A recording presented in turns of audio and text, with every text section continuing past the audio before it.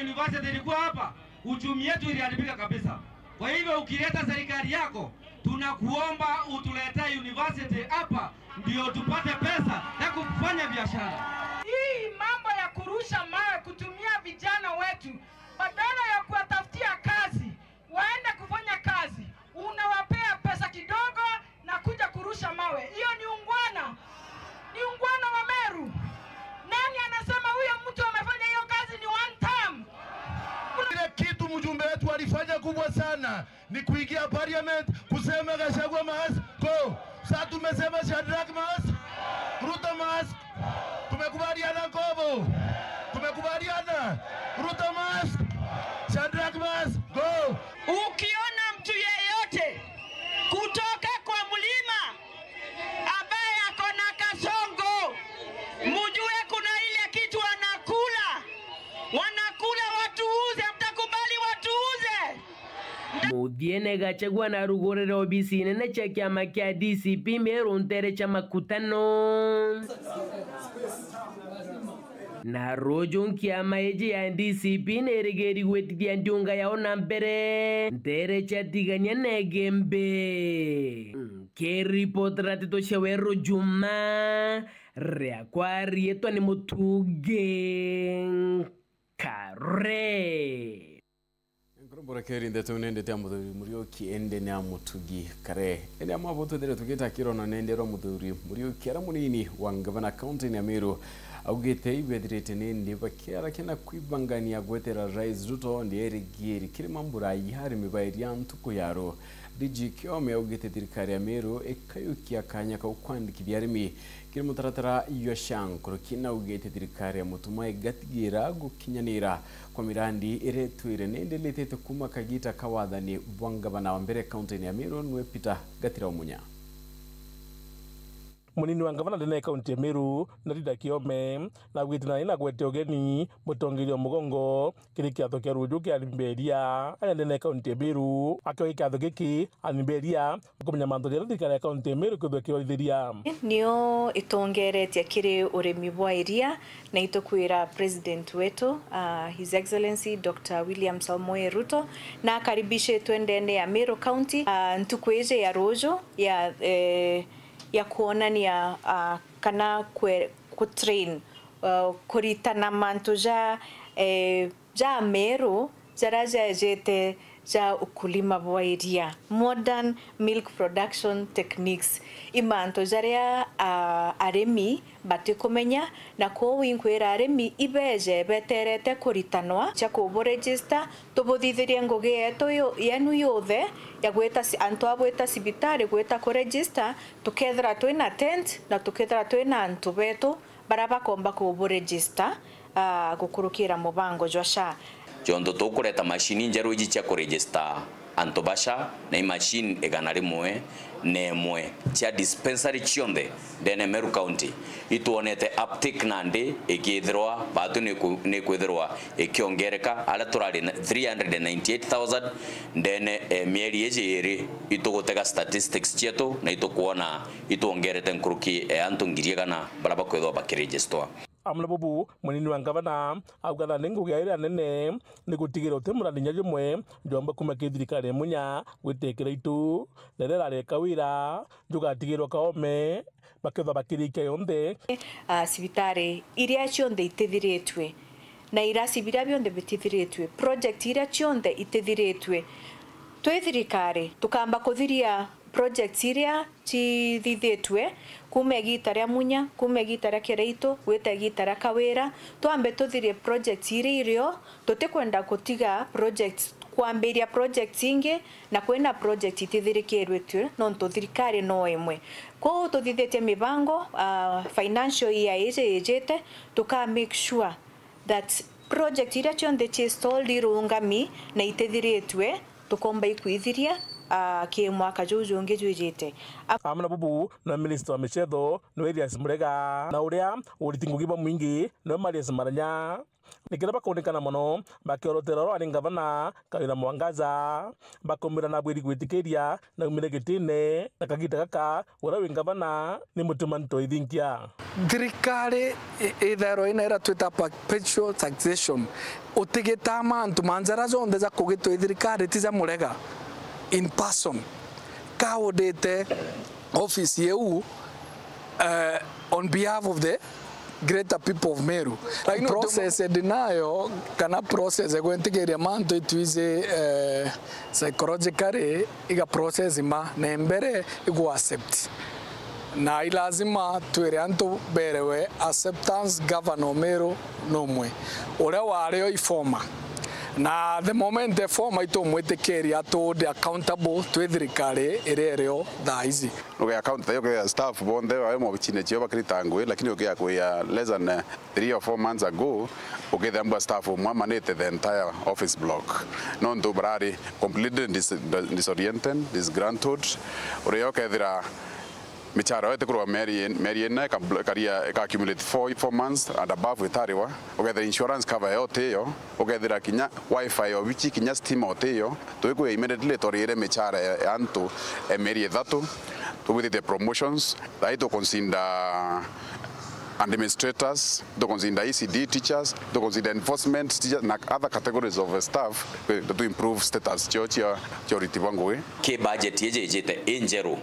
tukethwa tugipromote aritibango gibange aritibango ge budget yao aritibango ge magana mugwanja bafia na aritibango gibange ba county bakethwa bakithitha promotions itwejete kwethwa tukithithia uandikani boboero ke budget yeje njero kwa achiari betu bakomenya kwina aritibango baraba bati kwandikwa ende advertisement ira chetherwa ni kwa cancelled na chikwa cancelled nande ituko revive ke the new budget nanto bakethirwa bakiomba ikodwa bakiandikwa Muthuri Muriuki Mweru Juma mutijwa Kangangi MCA wa Midero Nevat Kinuthia nio mwenendi wa MCA barabachitetie gutigira bati ukurukia budget ya 2025-2026 kidira etiriatira wendipo mwingi bakiarekera mambura yonto ire ya mara yerathikirite kirine kya mugona akinuthia ugite gutichiringi kinyemwe ikethira ikora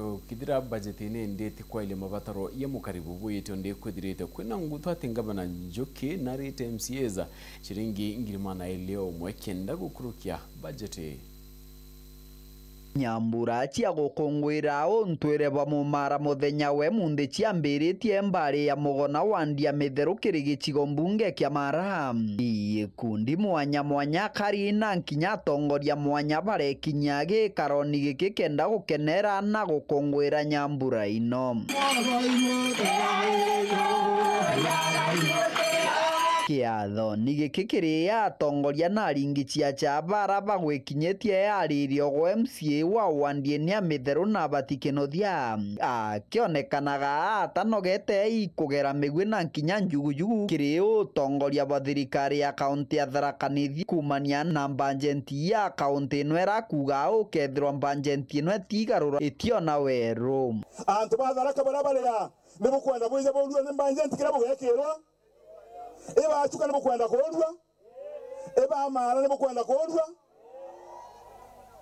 leo niyo budget yeno nkuga tembera ndoni yanto bathi kibaroni nare mugwe bauga tembera Tharaka bali bauga tembia itenge tuate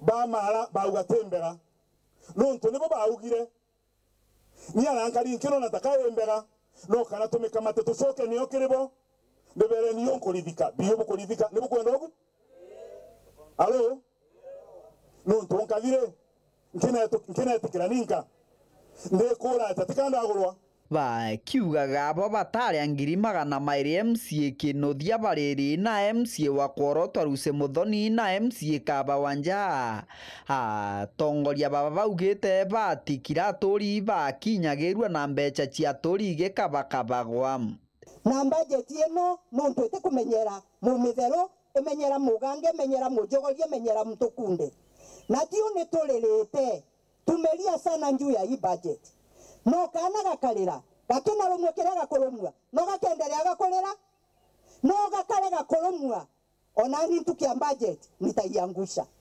So kuma twatonyire kamwe nehetwe milioni 4 tutanajiona. So ndina gioto gya kumba kuga kuregana na budget nuntu bwa mbere ni mbonete na nitwereretwe na tukona tutigutetheka. Kiatho ni gikikũrĩrĩ na mũthomi na nkinya mũtia cha Professor Erastus Njoka ura wanwe wikinyĩtie kenda gũkũngũĩra kiatho gĩkĩ.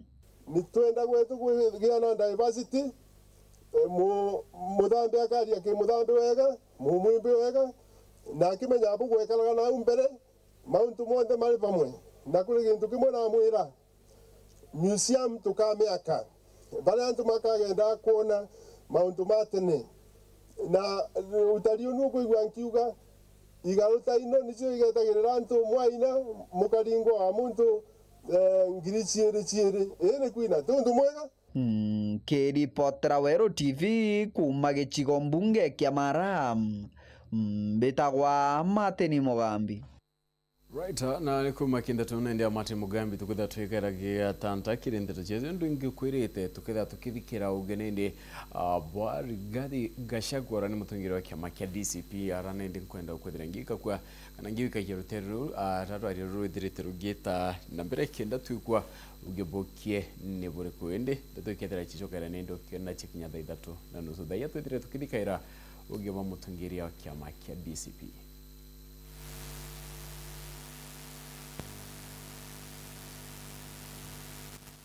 Nyuma ya kwethira kiruria kiama kia DCP Mheshimiwa Rigathi Gachagua nende na mbere kwethira kithiulunka na kumenyethania kiama kia wekya DCP tere mwanya mwanya nakagiteneka nikagitaka Mount Kenya East na rwariari tere iche Meru nikenda kwethira kiaraniria na akari twenda kumenya kuma kiriwe mworo tujwa kiama kia Kenimbi na twenda kumenya Ameru ni na habari kire kiama kia DCP of course yani mantu kwenda kwethira tukiaririo tukubarware mutegeri na karibu mutegeri wa Wero TV kire mupango yote kubarware tuli na Mheshimiwa Rigathi Gachagua kama deputy president na mutongeria wa kiama kia DCP na itwatanire tena nyumbani mwanya mwanya cia nteto aunde ni account ya Meru yaba kethira bakimenyerethia kwanza kabisa Mheshimiwa karibu Meru kethia Meru alafu asante sana. Mimi nataka kuchukua nafasi hii kuwasalimia watu wetu wa ndugu zangu madada zetu wa hapa Meru.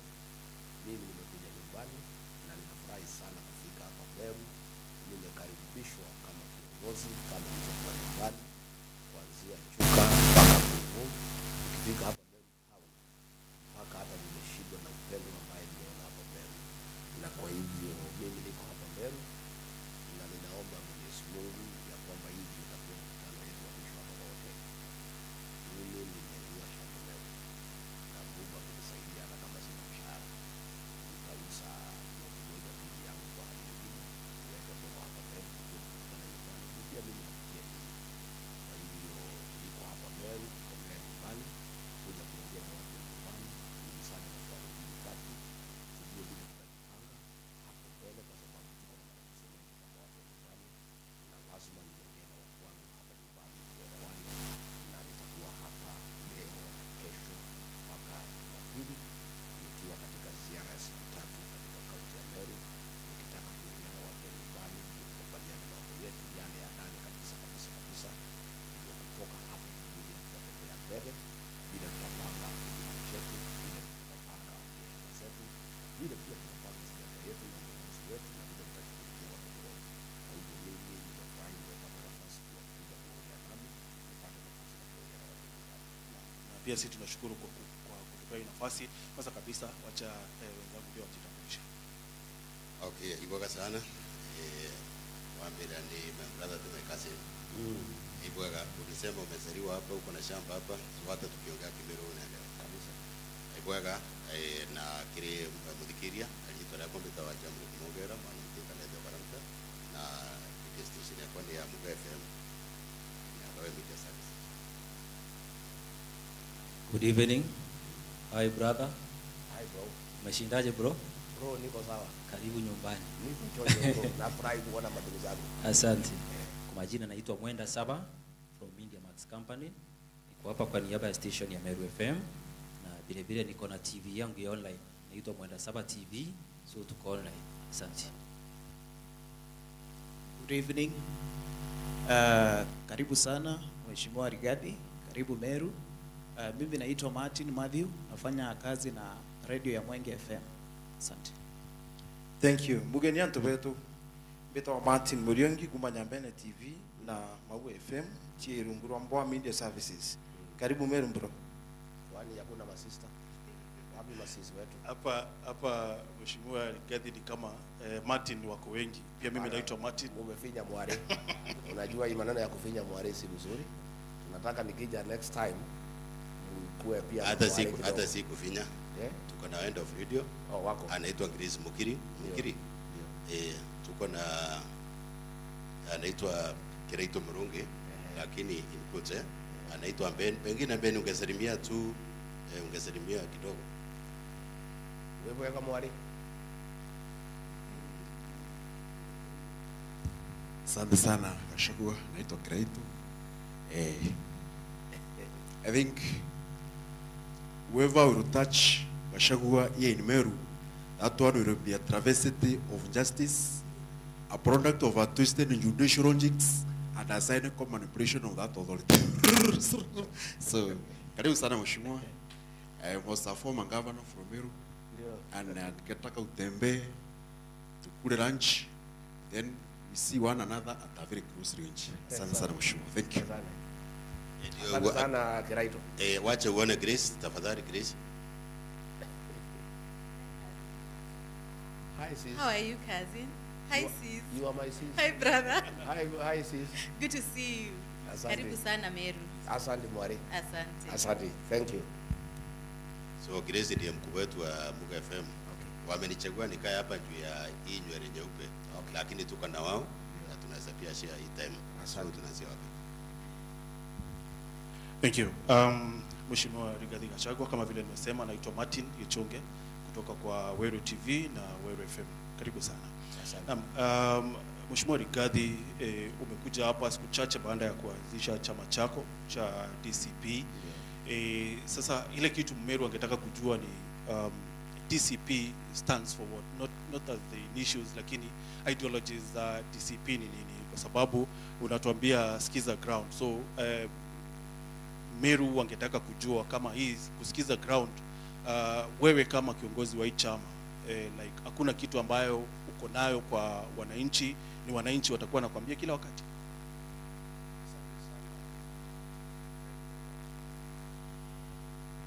Asante sana Martin, and thank you very much. Unajua tulipopata matatizo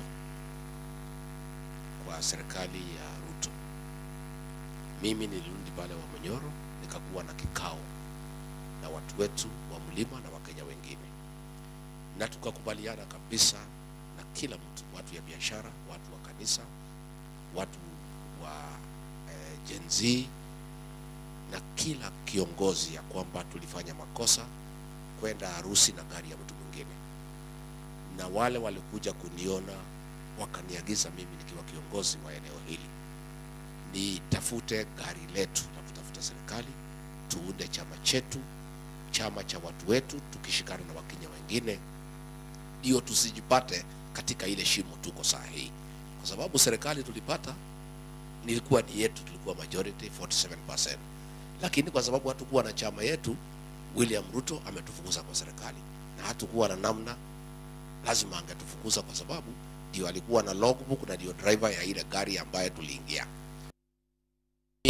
Tukiwa na viongozi tukaunda chama cha DCP, Democracy for the Citizens Party, na our slogan ni sikiza wa Kenya, alama yetu ni sikio. Hili chama hiki chetu kitaongozwa na maono, kwa sababu ukiwa wewe ni mfanyikazi lazima usikize tajiri yako vile anataka uendeshe ile kazi amekupatia.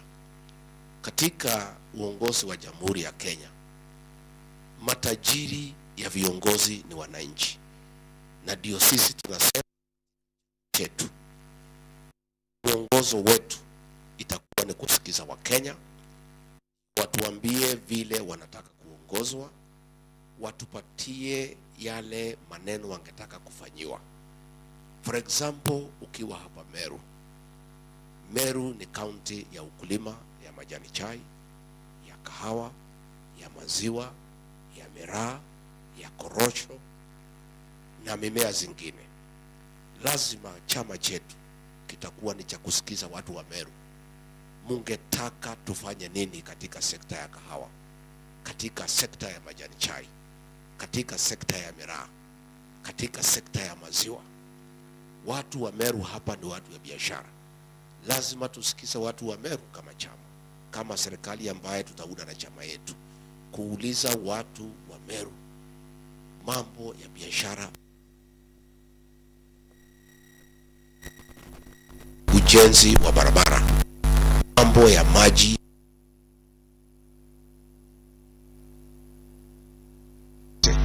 na tukianza kama hatuendi vizuri, tutakuwa tayari kila wakati kuwasikiza Wakenya, ndio watuongoze, watupatie mwelekeo, ndio tuongoze vile wanatakikana.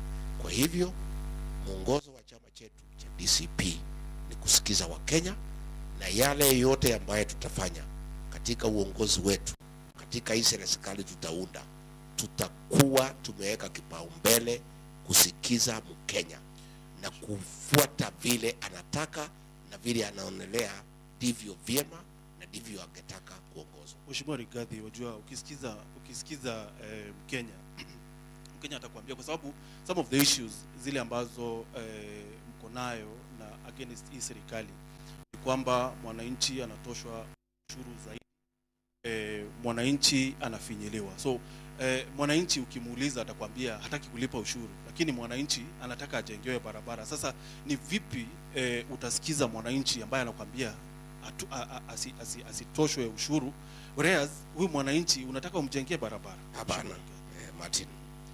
Mwananchi wa Kenya hana shida na kulipa ushuru. Mzee wetu Mwai Kibaki, rais wa 3 wa Jamhuri ya Kenya, ambaye alikuwa na umaarufu sana hapa katika Meru, aliambia Wakenya walipe ushuru na wakalipa. Lakini kazi ambaye alifanya na hiyo ushuru mpaka wa leo inaonekana.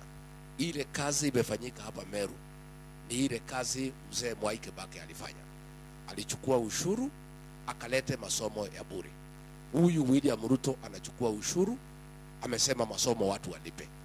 Watu wa Kenya wanasema tuko tayari kulipa ushuru, lakini hii ushuru yetu hapana tumia kufanya siasa, hapana tumia kusunguka kupatia vijana shilingi 500 na maharagwe, hapana tumia ushuru wetu kutujengea manyumba ambaye hatuhitaji. Sisi wenyewe tutajenga manyumba yetu, kila mtu ajenge nyumba yake vile anataka. Hakuna Mkenya anataka kujengewa nyumba na serikali, Mkenya atajijengea. Wakenya wanataka uwatoze ushuru, uwajengee barabara ya rami, uwajengee barabara ya maram ya kupeleka vyakula kwa soko. Wanataka uwawekee maji ya kunywa na ya kulima. Hao Wakenya wanataka walipe kodi, wakienda hospitali wakute kuko na dawa. Hao Wakenya wanataka watoto wao wasome, wanataka wakienda kwa university wakute masomo iko shwari. Sio kwamba ati Wakenya hawataki kutoa kodi. Wakenya wanataka ile kodi ambayo watatozwa ifanye kazi ambayo inaonekana na waulizwe ni kazi gani. Hawa watu ya Meru ukiwauliza, ukiwatoza kodi vile mimi nawaelewa, wangetaka pesa iwekwe kuwasaidia kilimo ya kahawa, majani chai, maziwa na kutafuta soko ya miraa. Lazima serikali ambayo tutaunda kwa chama cha DCP ikuwe ni serikali ya kusikiza Wakenya na kuwatoza kodi na kuitumia vile Wakenya wanataka na kazi ambaye inaonekana. Tangu William Ruto akuwe rais na nilikuwa mimi namsaidia, kabla hatujakosana na yeye vibaya sana kwa sababu ya kudanganya watu wa Kenya wakiwemo wa Meru. Hapa Meru hakuna kazi inaendelea. Watu payslip, wale ambaye ni wafanyikazi wakiwemo nyinyi, mnatozwa pesa ya NSSF, mnatozwa pesa ya housing fund, mnatozwa pesa ya pay as you earn. Lakini hapa Meru magari yenu inakuisha soko Msoma kwa sababu barabara ni mbovu, hakuna maji, hakuna kuunganisha stima. Na hiyo maneno ndio imekasirisha watu, sio wa Meru peke yake, ya Wakenya. Mimi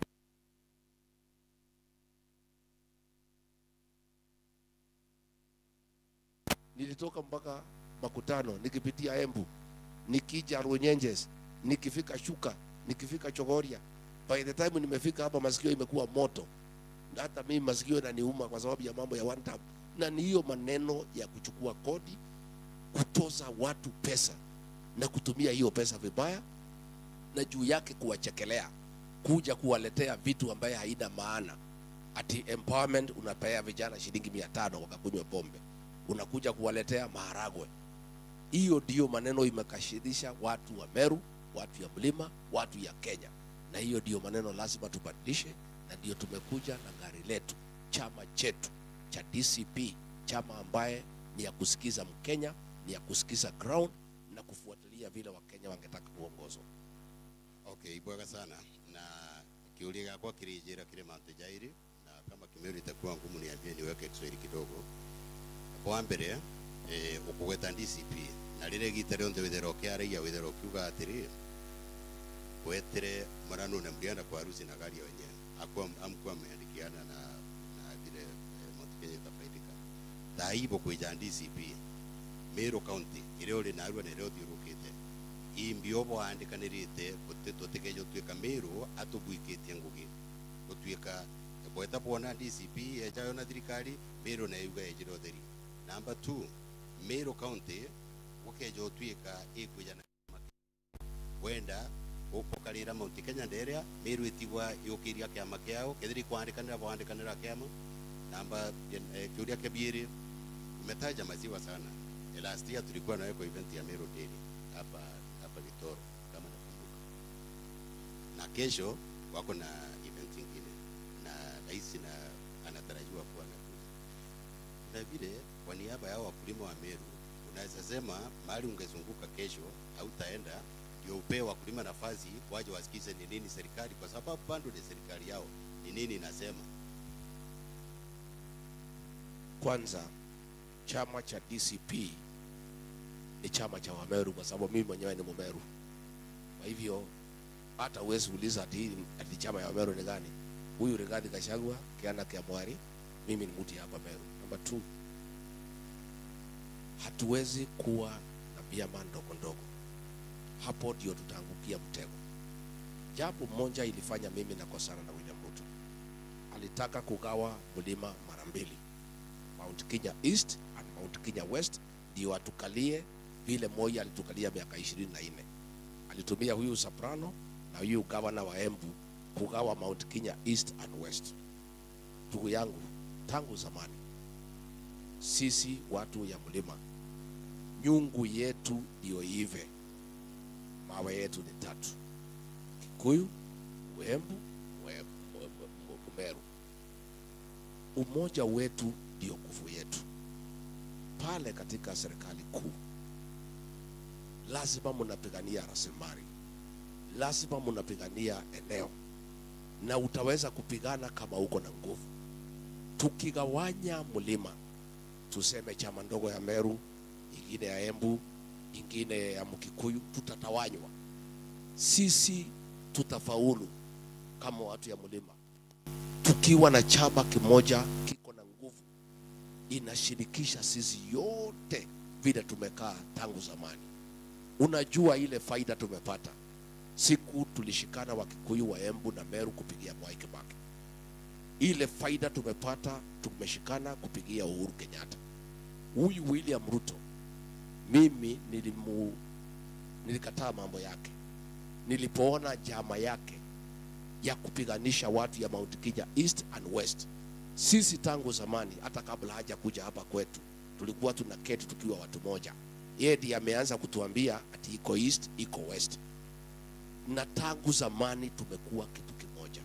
Kwa hivyo mimi nataka kusema hiki chama nitaunda niunganishe watu wetu kwanza. Na ndio nimetoka hapa baada ya kuunganisha mlima, nimeenda kutafuta makazi. Nimeenda Ukambani, nimetafuta marafiki. Nimeenda Pwani, nimetafuta marafiki. Wiki ijayo naelekea Kisii, naelekea Mulembe Nation. Kwa sababu hatuwezi faulu tukiwa peke yetu. Lakini ndio tukue na nguvu katika serikali ambaye tunaunda. Lazima tukue na chama moja iko na nguvu ambaye inashirikisha watu yote ya mlima. mambo ya rais kuja kesho. Kidogo kabla tuingia kwa rais mheshimiwa, bado sijatosheka. Ningweti kinyamu mbero leo Njomba kwidira, najua wanakupenda kwa sababu mimi nimekuwa kwa radio kwa miaka mingi na ukipiga simu wanakupenda. Lakini hakuna vile utasema DCP wewe ni Meru. Tungependa kujua wa Meru mumeandikiana kuna kitu watapata ama hakuna kitu watapata, kwa sababu unasikia former governor Kawira anakuja na chama yake next month. So akija na chama yake, wa Meru wakisema pengine waende kwa hiyo chama, na nyinyi mkizunguka tumbageni na at least na chama moja. Mheshimiwa Mporo Apoli yako na chama, Peter Munya yako na chama. Kwa nini tukubali ni DCP ndiyo itasaidia Meru? Ni nini mumeandikiana MOU? Unajua watu wa Meru ni watu werevu na si wajinga, ni watu wanaona mbali. Wa Meru wataangalia hao viongozi, ni kiongozi gani ako na ushupavu na umaarufu wa kupigania watu wa Meru, wa kupigania watu ya mlima.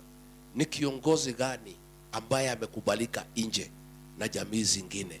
Ni kiongozi gani anaweza pata kiti pale juu kwa serikali kuu achunge mambo yao.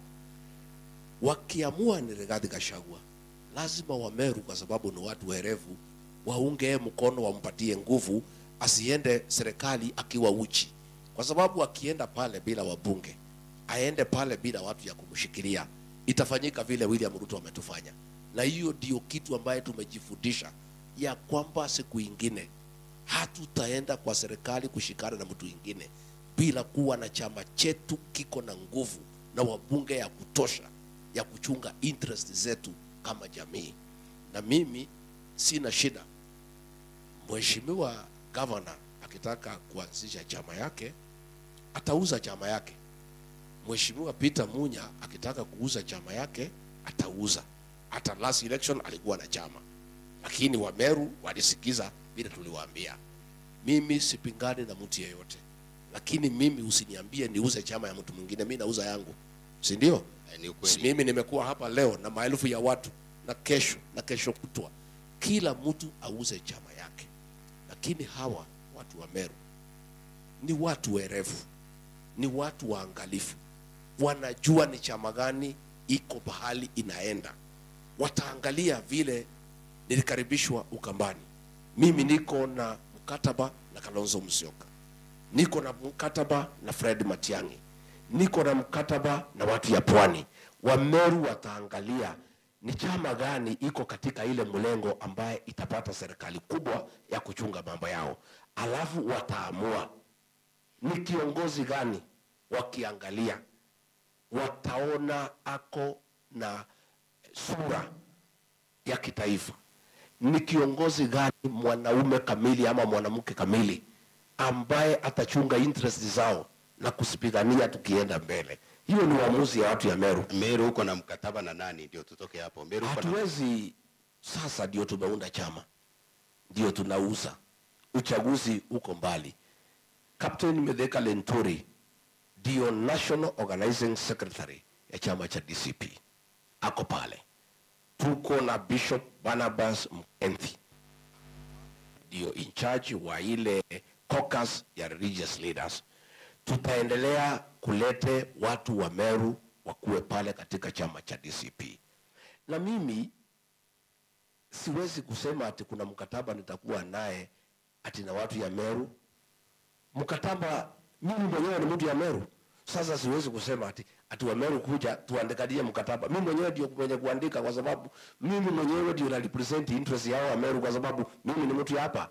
Kwa hivyo wakati ukifika, ile mkataba nitaweka na watu ya Meru. Ni kuuliza watu ya Meru, tukipata serikali mungetaka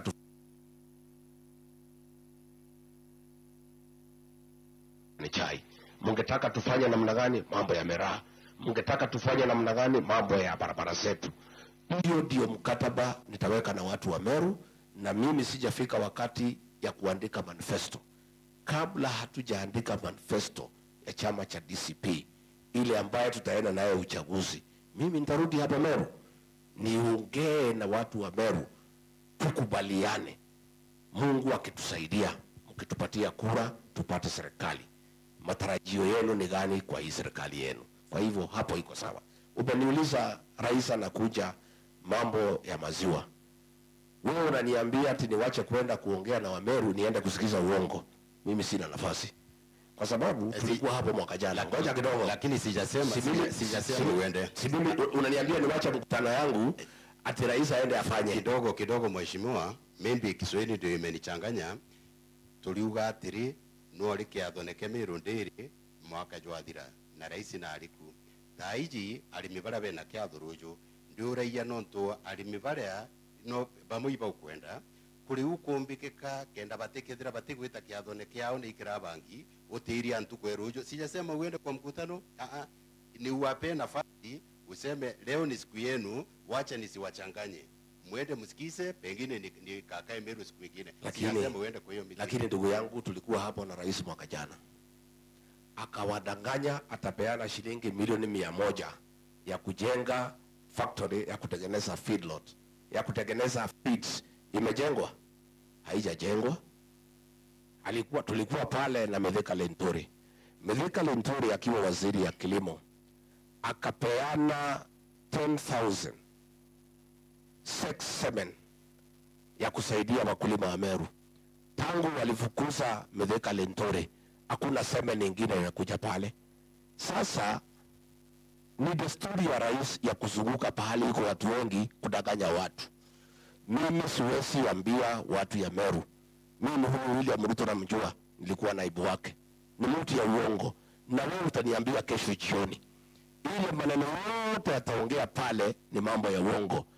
Mimi nimeambia wa Meru wale wangependa kwenda kusikiza uongo ya William Ruto wako huru.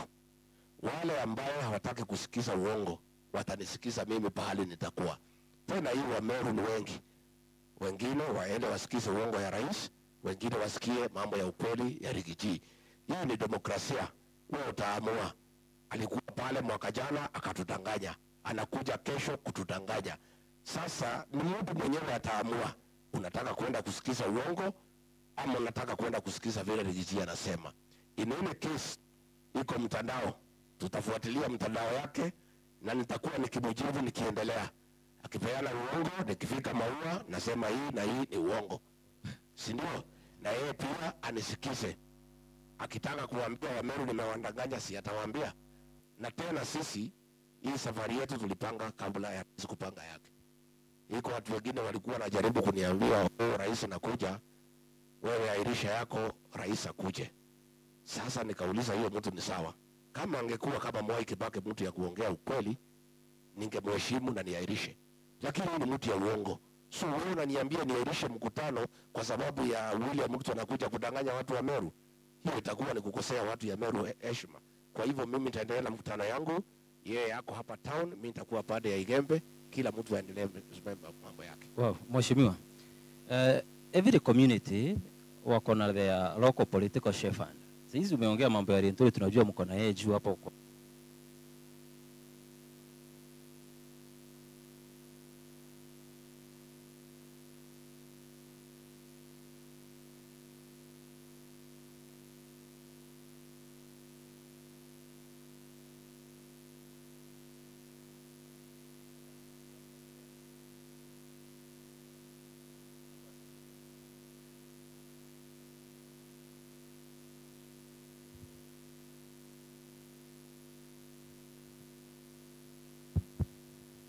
Inafanya.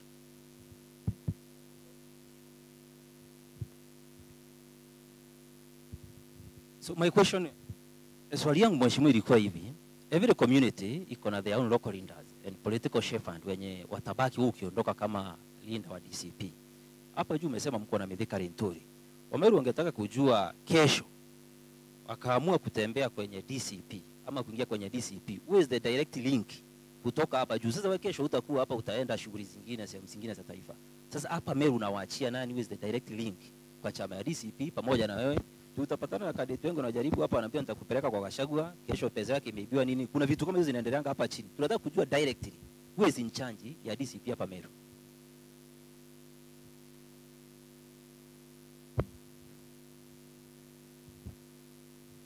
Asante sana, hiyo ni swali nzuri sana. Chama yetu ni mpya, ni ile Wakikuyu wanaita wanga, brand new. Hata hatujamaliza mwezi moja na imepata umaarufu sana. Saa hii ndio tutatengeneza structures yetu. Kuna huyu kiongozi anaitwa Muriungi, ndio coordinator wetu, na leo nimefungua ofisi, it is open. Utakuta bwana Muriungi pale, na ile kazi tumempatia ni kuestablish structures hapa Meru. Kwanza tumemwambia atengeneze county aspirants forum. Wale wote ambao wanataka kupigania viti ya governor, senator, women rep, bunge na MCAs waanze kuongea, wakubaliane, kwa sababu tutakuwa na free and fair nomination, na hatutaki maneno ya mchezo ama maneno ya ujanja. Tungetaka wale wote ambao wanataka viti katika DCP wakuwe na county aspirants forum. Kutoka hapo, hawa watu wote wanataka viti chini ya huyu coordinator bwana Muriungi watasikizana, wachukue interim officials katika hapa Meru: chairman, secretary, treasurer, organizing secretary, women leader, youth leader. Sisi ni chama mpya, we are only 1 month old. Nilizindua hii chama tariki 15 mwezi uliopita. Kwa hivyo ni chama changa, lakini iko na umaarufu.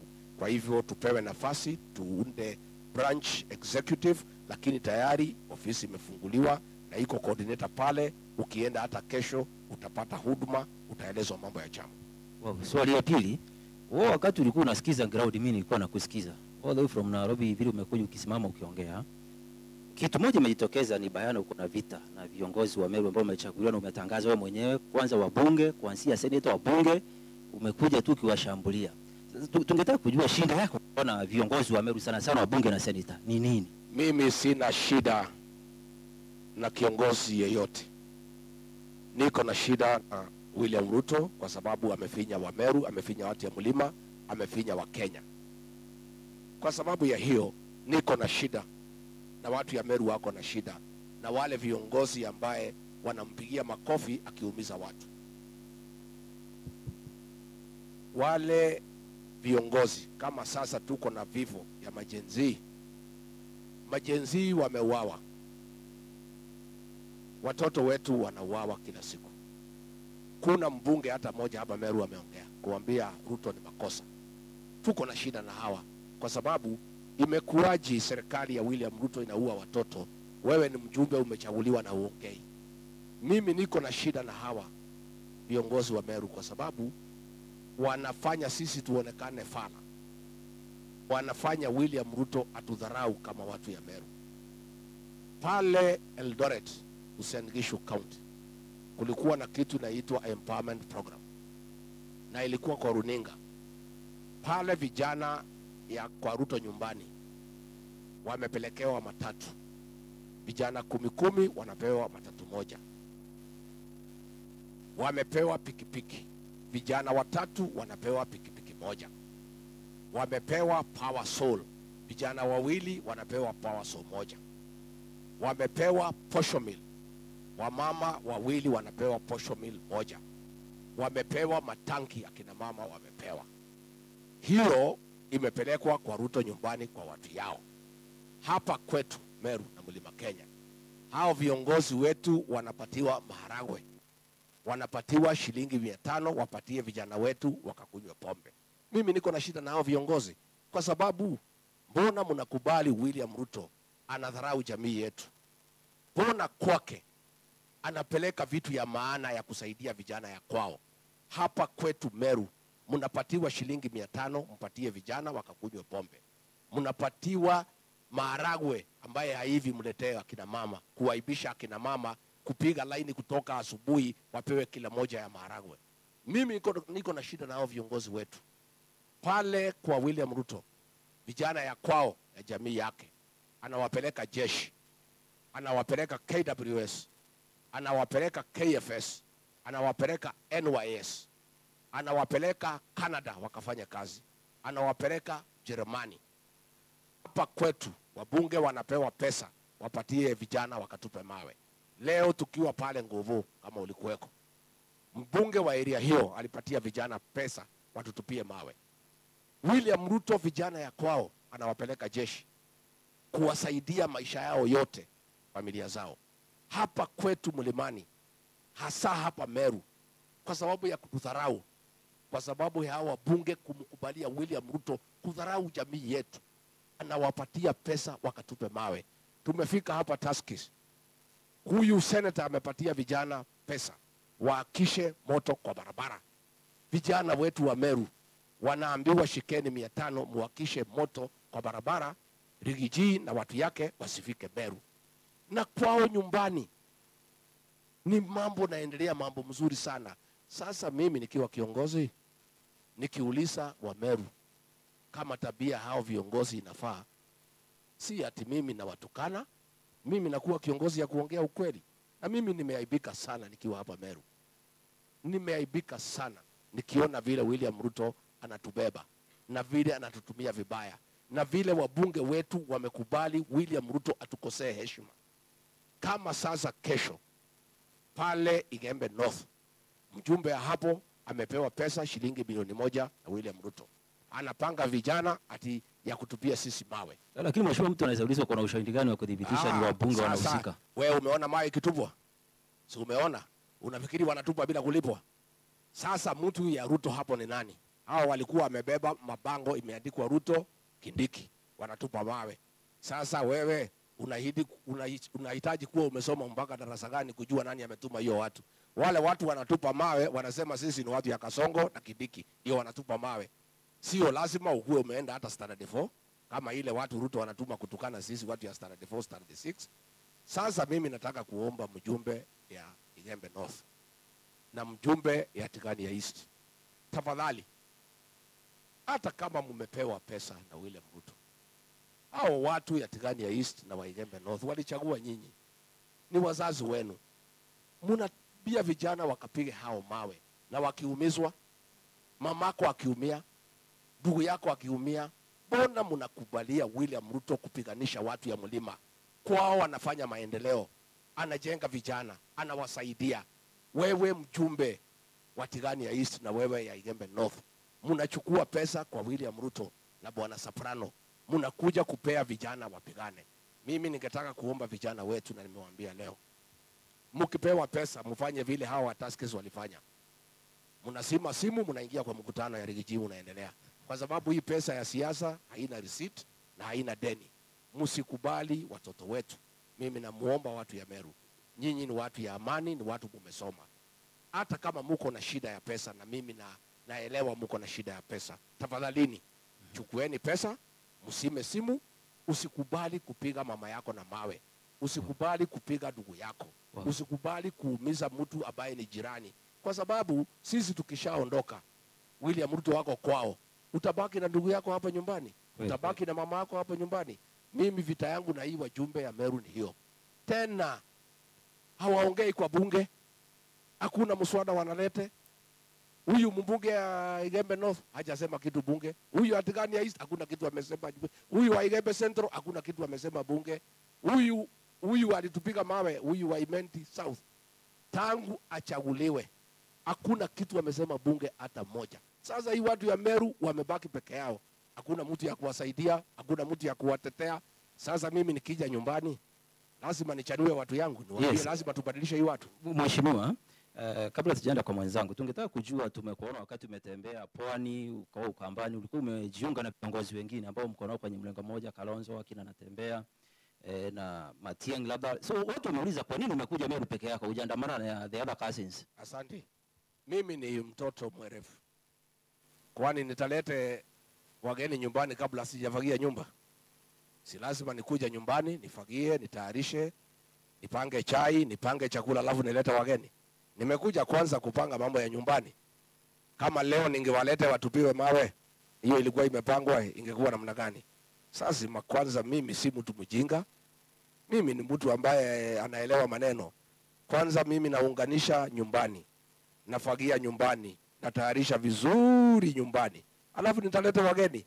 Wageni nitalete. Kwanza nataka tuongee mambo yetu ya nyumbani kwanza. Unajua mambo ya nyumbani lazima umalize mambo ya nyumbani na watu ya nyumbani. Ukishaziki sana na watu ya nyumbani wanakuambia nenda lete wageni. Sasa wamenituma wamesema nenda lete wageni. na mimi tumekubaliana na hao, na nyinyi mchunge nyumbani. Msikubalie uchafu hapa nyumbani, msikubalie watu ya mawe, msikubali watu ya maharagwe, msikubali watu ya kukosea Wameru heshima. Kwa hivyo nitawalete wageni wakati ambaye imefaa. Nilikuja kwanza kufagia nyumbani, kuhakikisha nyumbani iko sawa. Nikishaona yote iko sawa, ninaleta wageni.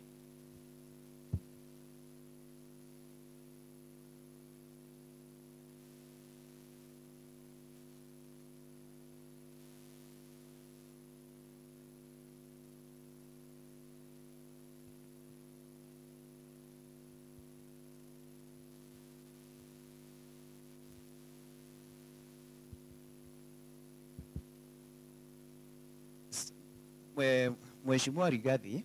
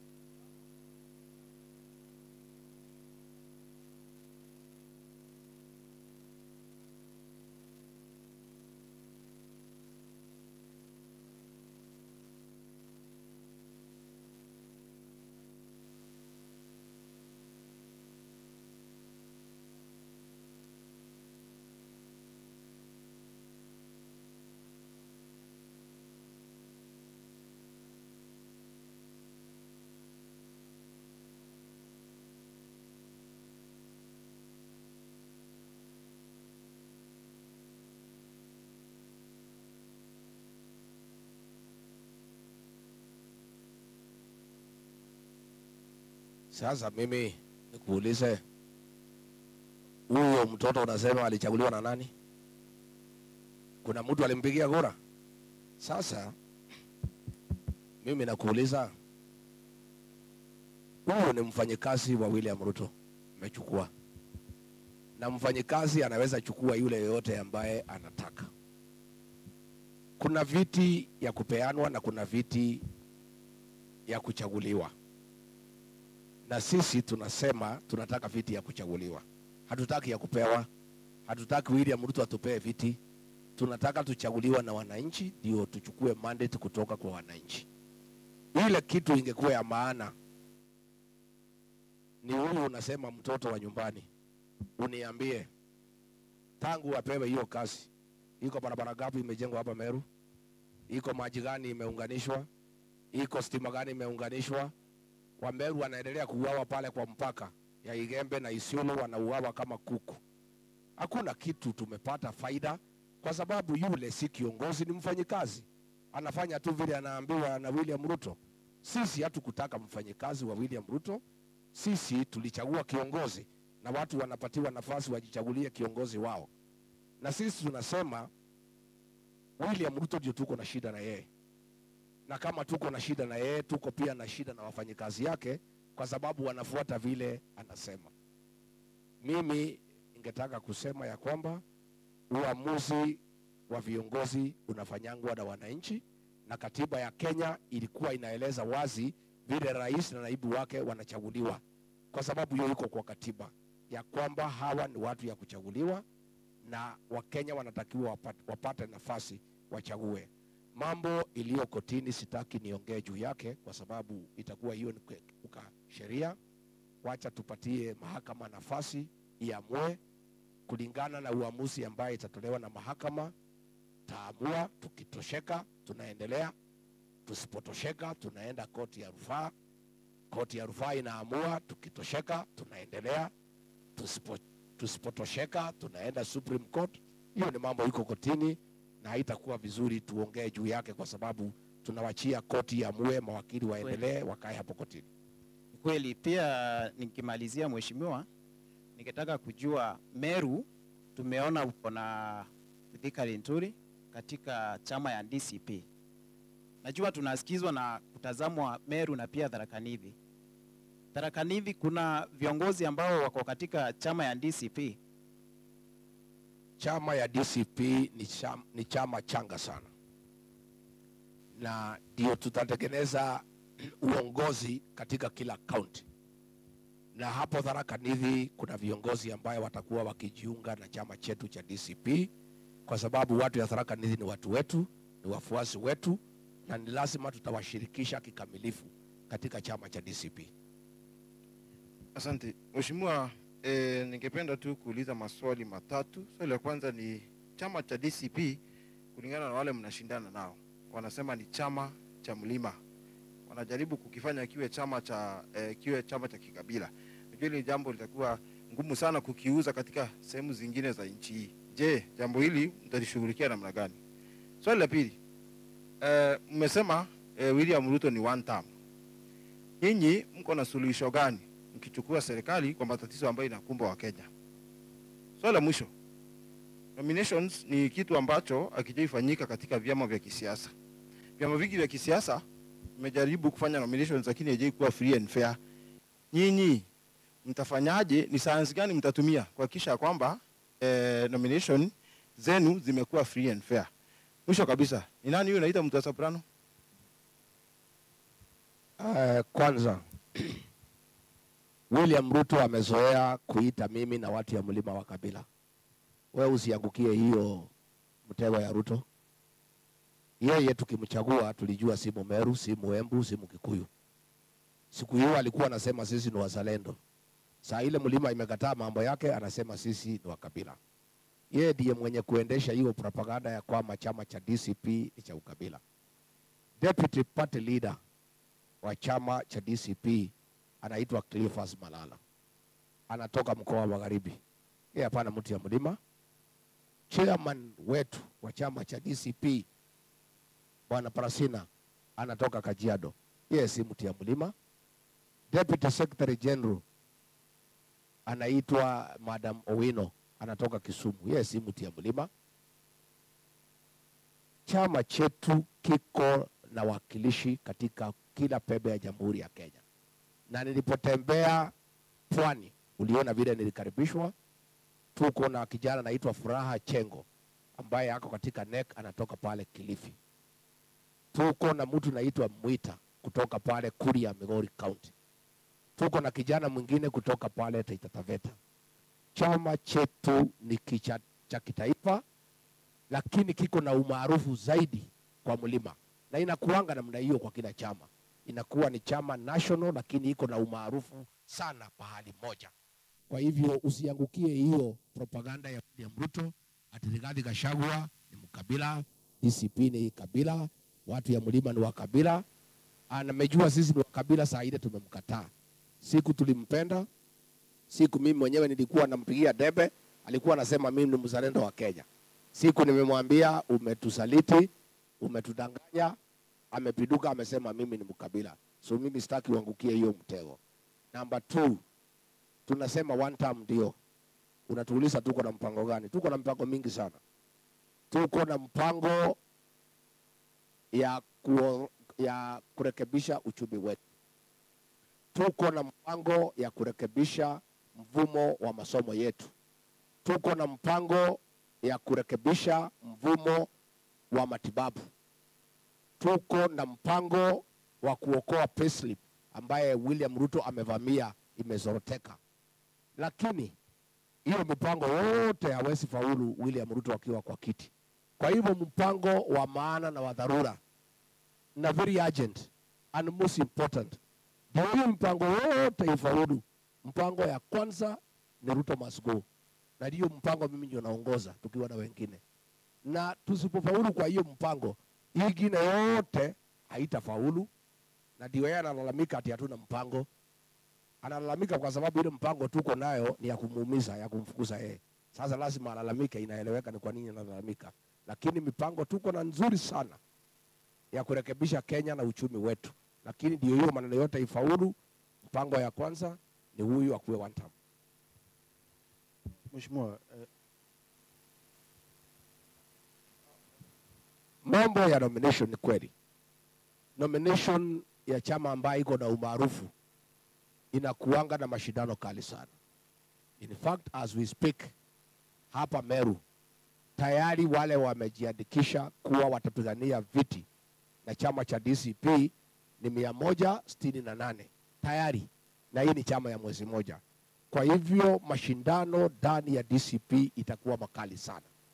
Nikiwa kiongozi wa hiyo chama, tukiwa na kamati yangu kuu, lazima tukue waangalifu sana tusiue chama yetu. Njia moja ya kuua chama ni kulete mchezo na mapendeleo katika nomination. Mimi nataka kuhakikishia watu wetu wa Meru na watu wa Tharaka Nithi na watu wa Embu na katika kila pembe ya Jamhuri ya Kenya ya kwamba mambo ya nomination tutaweka National Elections Board ambaye itakuwa ni independent. Hakuna mtu yeyote hata hapa Meru, Mithika Linturi akiwa National Organizing Secretary hawezi kuwa na msemo wowote mambo ya nomination. Hakuna mtu yeyote ofisa wa chama anaweza influence outcome ya nomination.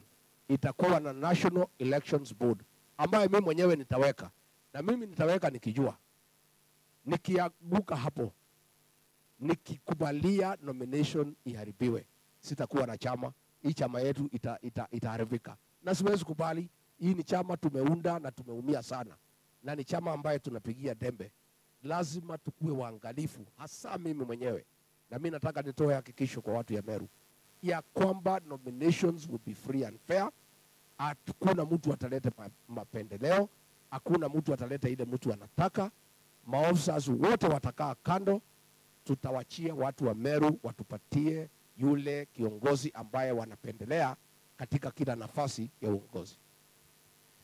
Mheshimiwa Rigathi Gachagua, kuna Meru sahi apiketi anakuangalia anauliza, Rigathi Gachagua, hii ni hasira ako nayo? Mimi hasira niko nayo si yangu, ya watu wa Meru. Sio ya kufutwa kazi? Hapana. Kama watu ya Meru wamekasirika, mimi nitakuwa na furaha. Mimi ni kiongozi hao wa Meru, mimi ni mtoto wao. Wa Meru ndio wamekasirika kwa kudanganywa, sio mimi. Hao wa Meru, William Ruto aliwaambia ataweka pesa kwa mfuko, kuliko aweke pesa kwa mfuko. Ile kidogo walikuwa kwa mfuko akatoa akaenda naye.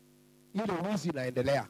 Ile amefuta watoto wetu, amefuta Jafeth Kome, amefuta Will Linturi bure, akimwekelea ati wizi ya fertilizer, na hao ndio wenye kuiba fertilizer. Wa Meru wamekasirika na William Ruto na ndio wanasema one term. Sasa mimi nauliza wewe Martin, mimi ni kiongozi, mimi ni mtoto wa Meru. Kama watu wa Meru wako na hasira, unataka mimi nikuwe nikicheka? Mimi ni kiongozi, mimi nafuata vile watu wanakaa. Ile mood iko Meru ya hasira. Unasikiza ground. Kwa sababu walidanganywa. Mimi nasikiza ground. Wa Meru wamejaa hasira. Sasa unataka nicheke? Unless mimi nilipwe pesa mingi sana kucheka. Umesikia nimeweka bei ya kucheka? Bei ya kucheka iko kali sana. Imefika ngapi sasa? Wa Meru wamesema kwenda mkutano ya uongo 3,000. Kupiga makofi 2,000. Kucheka 1,000. Sasa hiyo ni bei ya Meru. Sasa mimi nikiwa kiongozi, unajua yangu iko juu zaidi. Sasa mimi niseme mimi nasikiza ground, na hasira Martin si yangu, ni ya wa Meru, ni ya wa Kenya. Hakuna Mkenya anafurahi watoto wakiuawa Martin. Mimi nikuulize, kama wewe unaua watoto wachanga, vijana wadogo, hata leo hapo Kasarani kuna kijana amepigwa risasi na polisi 18 years. Sasa mimi nikiwa mzazi nasikiaje? Lazima nikuwe na hasira. Na watu waseme ati mimi niko na hasira, ati nilifukuzwa kwa kiti. Nilifukuzwa ndio, lakini ile hasira niko nayo ni hasira ya watu wa Kenya ya kudanganywa. Na mimi sana ninajilaumu sana, kwa sababu hao wa Meru, mimi ndio nilete William Ruto hapa, nikaambia ni mtu mzuri, kumbe ilikuwa ni fisi imevaa ngozi ya kondoo. Na nichukue nafasi hii nikiwa hapa Meru, watu wangu wa Meru, nikinyenyekea, nikiwa na aibu mingi sana, nataka kuomba msamaha, kwa sababu mimi ndio nilete William Ruto hapa, nikamwambia ni muungwana, ni mtu mzuri, mpatie kura, nataka munisamehe. Kufanya makosa sio baya, ubaya ni kurudia. Hiyo makosa nilifanya, sitarudia tena. Nitakuwa mwangalifu, nitachunguza mtu vizuri, na sana sana nitasikiza nyinyi ground vile inasema, ndio tusifanye ile makosa tulifanya ya kulete mtu ambaye hatujui vizuri, tunampigia kura, ametugeuka, amekuwa mnyama, ametunyanyasa, ametuaibisha na ametufanyia mambo ambaye haitakiwi ifanywe binadamu. Mheshimiwa Rigathi, maswali mawili. mambo ya msamaha na makosa. Mnamo tarehe 21 Julai mwaka 2023. Matamshi yako ni haya: you cannot go to the streets and expect police to come kiss you. Hii ilikuwa ni wakati wa maandamano ya ODM. So mwananchi saa hii mahali huko anajiuliza, mbona Rigathi Gachagua nasikia ni kama ako na double speak. Number 2, umesema mambo ya Rift Valley, vile ambavyo President Ruto anapeleka watu wa huko ngambo, anawapea kazi ya jeshi. Meru anauliza, wewe wakati ulikuwa naibu wa rais, ulipatia Wameru wangapi kazi? Watu wangapi walitoka Embu kupatia kazi? Watu wangapi wa Tharaka Nithi uliwapatia kazi? Kwa sababu wewe pia ulikuwa na nafasi kama ambayo President Ruto hako nayo sasa. Mimi kwa kwanza vile nilisema ni polisi wafanya kazi yao kisheria. Hakuna pahali nilisema watu wauawe na polisi. Polisi watumie sheria, watumie ile inaitwa necessary force. Na hiyo nilikuwa naunga mkono. Siku ilianza mauaji ndio tulikosana na William Ruto. Na ukikumbuka nilienda Mombasa kwa press conference na nikasema ni makosa kuua Gen Z. Na nilikuwa kwa kiti. Kwa hivyo mtu aseme ati nimepindua lugha ati kwa sababu niko nje. June 26 nikiwa deputy president, nilienda Mombasa nikatoa taarifa kukachifu uwaji wa watoto na polisi. I'm on record. Number 2, mimi nikiwa kazini mwaka ya kwanza nilipigania watu sana wa Meru. Huyu Kithure Kindiki mimi ndio nilipigania yakakuwa waziri.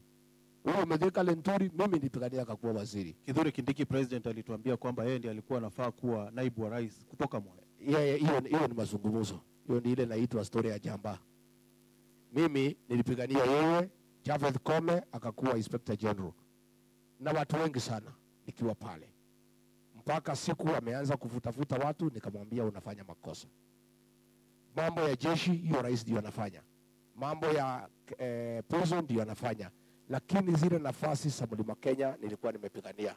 Fahali tulitania shida ni kwamba hii watu wamewapatia kazi, alafu chini yake ameweka ma-PS ya jamii yake. Kama Linturi alikuwa waziri anamwekea Rono. Unaona? Unakuta mtu alikuwa anaitwa Professor Duru anawekea Kiptoo. Unaona? Alice Wahome anawekea Koril. Hiyo ndio mambo ya William Ruto. Kabla nimjue vizuri, inakuwa mtu yangu wako pale ni Flower Girl. Kama sasa huyu IG anaitwa Kaja, ni mtu huyu ya kukaa pale. Hapo chini yake iko Langat, huyu ameua watu.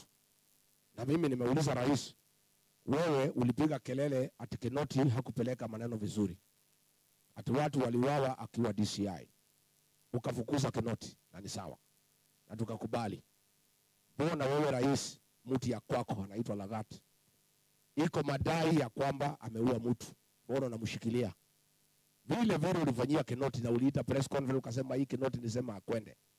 Kama wewe si mkabila, vile unajaribu kusema ati mimi ndiye mkabila, huyu Lagat mtu ya kabila yako unakinga yeye kwa nini? Na madai ile ilikuwa juu ya Kinoti, ndio madai iko juu ya Lagat. Why are you having double speak? Kuwa muungwana. Kinoti ilikuwa madai ya kwamba watu waliumizwa wakiwa DCI.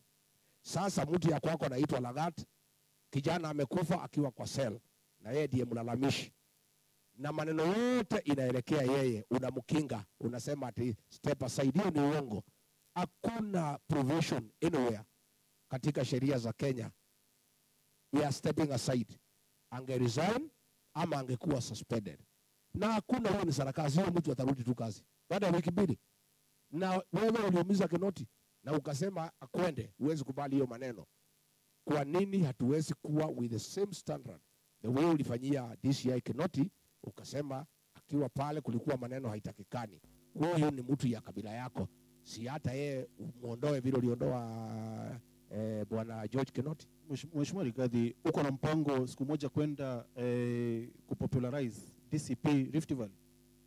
Especially mimi nitaenda Rift Valley, na mimi nataka kuuliza William Ruto, vile mlikosana na Uhuru Kenyatta, hakukataza wewe kuja Mlima Kenya, ulikuwa huko kila siku na hakuna mtu alikuuliza. Hata mimi usinihangaishe, wacha hata mimi niende niuze chama yangu katika bonde la Ufa. Juzi nilikuwa niende Western, akanipangia maaskari karibu waue Senator Medhu na Senator Karongo, ni mimi walikuwa wanatafuta. Rais hataki nitoke kwa mlima, anataka nikae tu hapo kwa mlima. Lakini mimi nitaenda Rift Valley, nitaenda Bomet, nitaenda Kericho, nitaenda Eldoret, nitaenda Rift Valley. Rais akitaka kuambia watu yake waniumize, wacha waniumize, hii watu wa mlima waone. Kwa sababu yeye siku amekosana na Rais Uhuru Kenyatta. Na Rais Kenyatta hakumfukuza vile alinifukuza. Rais Kenyatta alimkubalia, alikuwa hapa Meru kila siku. Hakuna mtu alimuuliza. Mbona yeye anatukataza kwenda nje ya mlima? Anatupangia askari watuumize. Lakini hapa nyumbani kwa mlima hawezi panga askari, anapatia wabunge pesa wapange wahuni, wapange goons hapa nyumbani. Ni watu ionekane ni watu wetu wa nyumbani wanapigana. Anatubeba ufala sana. Ati tupigane ndio ionekane ati sisi ni watu wajinga. Kwa hivyo mimi nitaenda Rift Valley na mimi nataka kumuuliza William Ruto vile Uhuru Kenyatta alikukubalia na hakutatiza wewe. Ukakuja mlimani kutafuta umaarufu na kutafuta support. Hata wewe ukuwe muungwana. Ukubalie mimi na usinipangie jama ya polisi na wakora niingie Rift Valley pia niuze chama changu kwa watu ya Rift Valley. Ambao ni watu wazuri na mimi nawashukuru walinipigia kura. Watu ya bonde la Ufa bado kosea mimi, bado kosea watu ya mlima. Yule mtu tuko naye na shida ni William Ruto, sio jamii ya Wakalenjin. Sisi hatuna shida hata kidogo na jamii ya Wakalenjin, ni watu wazuri, ni watu waangwana, na sisi tupewe nafasi tuende tuongee na hao, tuwaalike kwa chama chetu, tusaidiane na hao kwa sababu pia hao ni Wakenya na walalamika vile Wakenya wengine wanalalamika. Aibweka sana Bwana Rigathi. Ati umesema Kinoti na Kome, kati yawe na president, nani alifuta Kome? Naona kama Kome, kama sijazeeka sana, alifutwa ukiwa kwa ofisi. Kinoti alifutwa akiwa kwa ofisi. Nani na tuturipo tuendete na anabaye bali betu na batu buta. Juzi ulisema ulikuwa unatetea Bwana Kanja. Ulikuwa unatetea Bwana Kanja achaguliwa kama ulikuwa unapenda Kome? Wacha nikwambie ndugu yangu, nguvu ya kuandika watu ya majeshi na ya polisi ni ya rais, si ya naibu wa rais. Mimi nilimwambia Kome, nilipoona dalili rais anataka kufuta yeye, nilimtafuta na nikamwambia kuwe mwangalifu. Na nilimwambia kuwe mwangalifu. Akawekwa mtego na rais, mambo ya Gen Z, rais akapata nafasi ya kumfuta. Hakuna kitu mimi ningefanya, yeye ndiye mtu kufuta. Hata Willy Nturi, kama ni mimi ningeulizwa singekubali afutwe, lakini rais ndiye alikuwa na uwezo.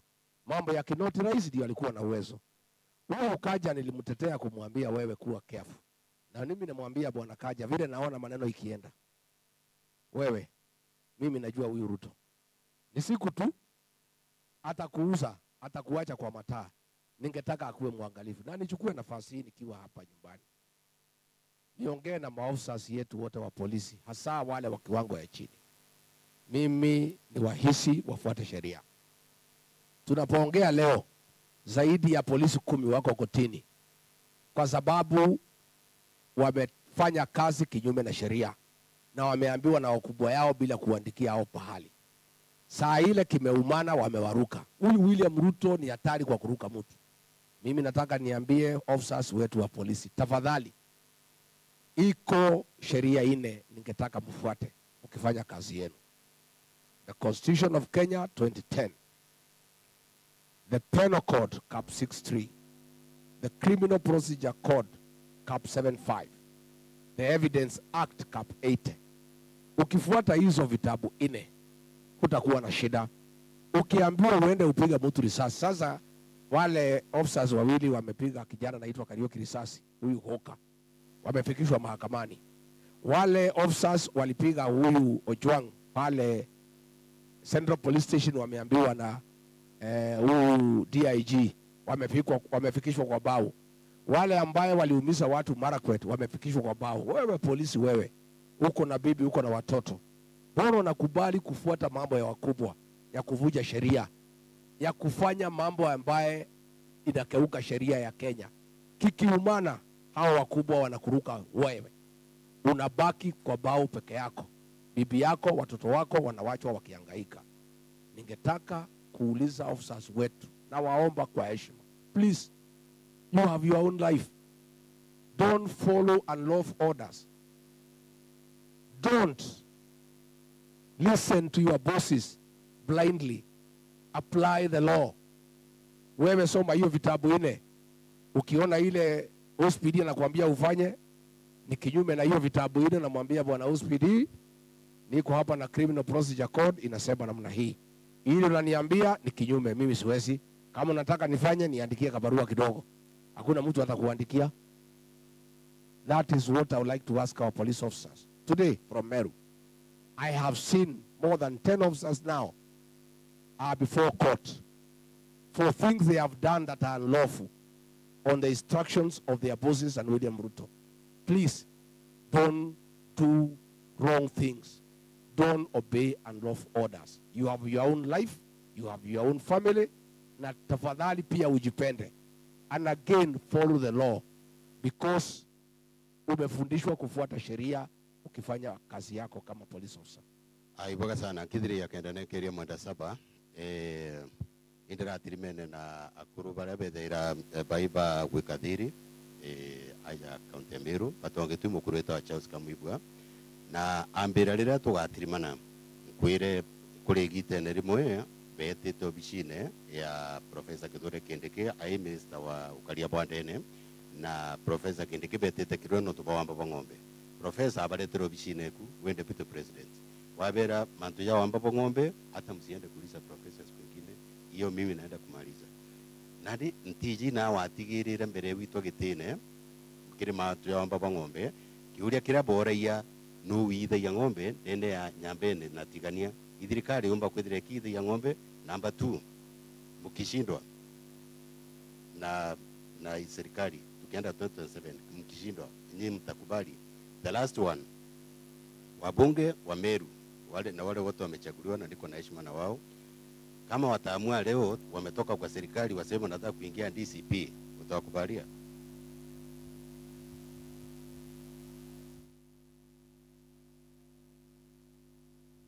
Asante. Mambo ya wizi wa ng'ombe pale kwa boda, mimi niling'ang'ana, lakini William Ruto hakutaka hiyo maneno iishe, kwa sababu nilikuwa nafikiri nikiwa deputy president nikitoa agizo itafuatwa. So mimi nikamuagiza Kindiki akiwa waziri aende afanye, akasema wacha aende aulize rais.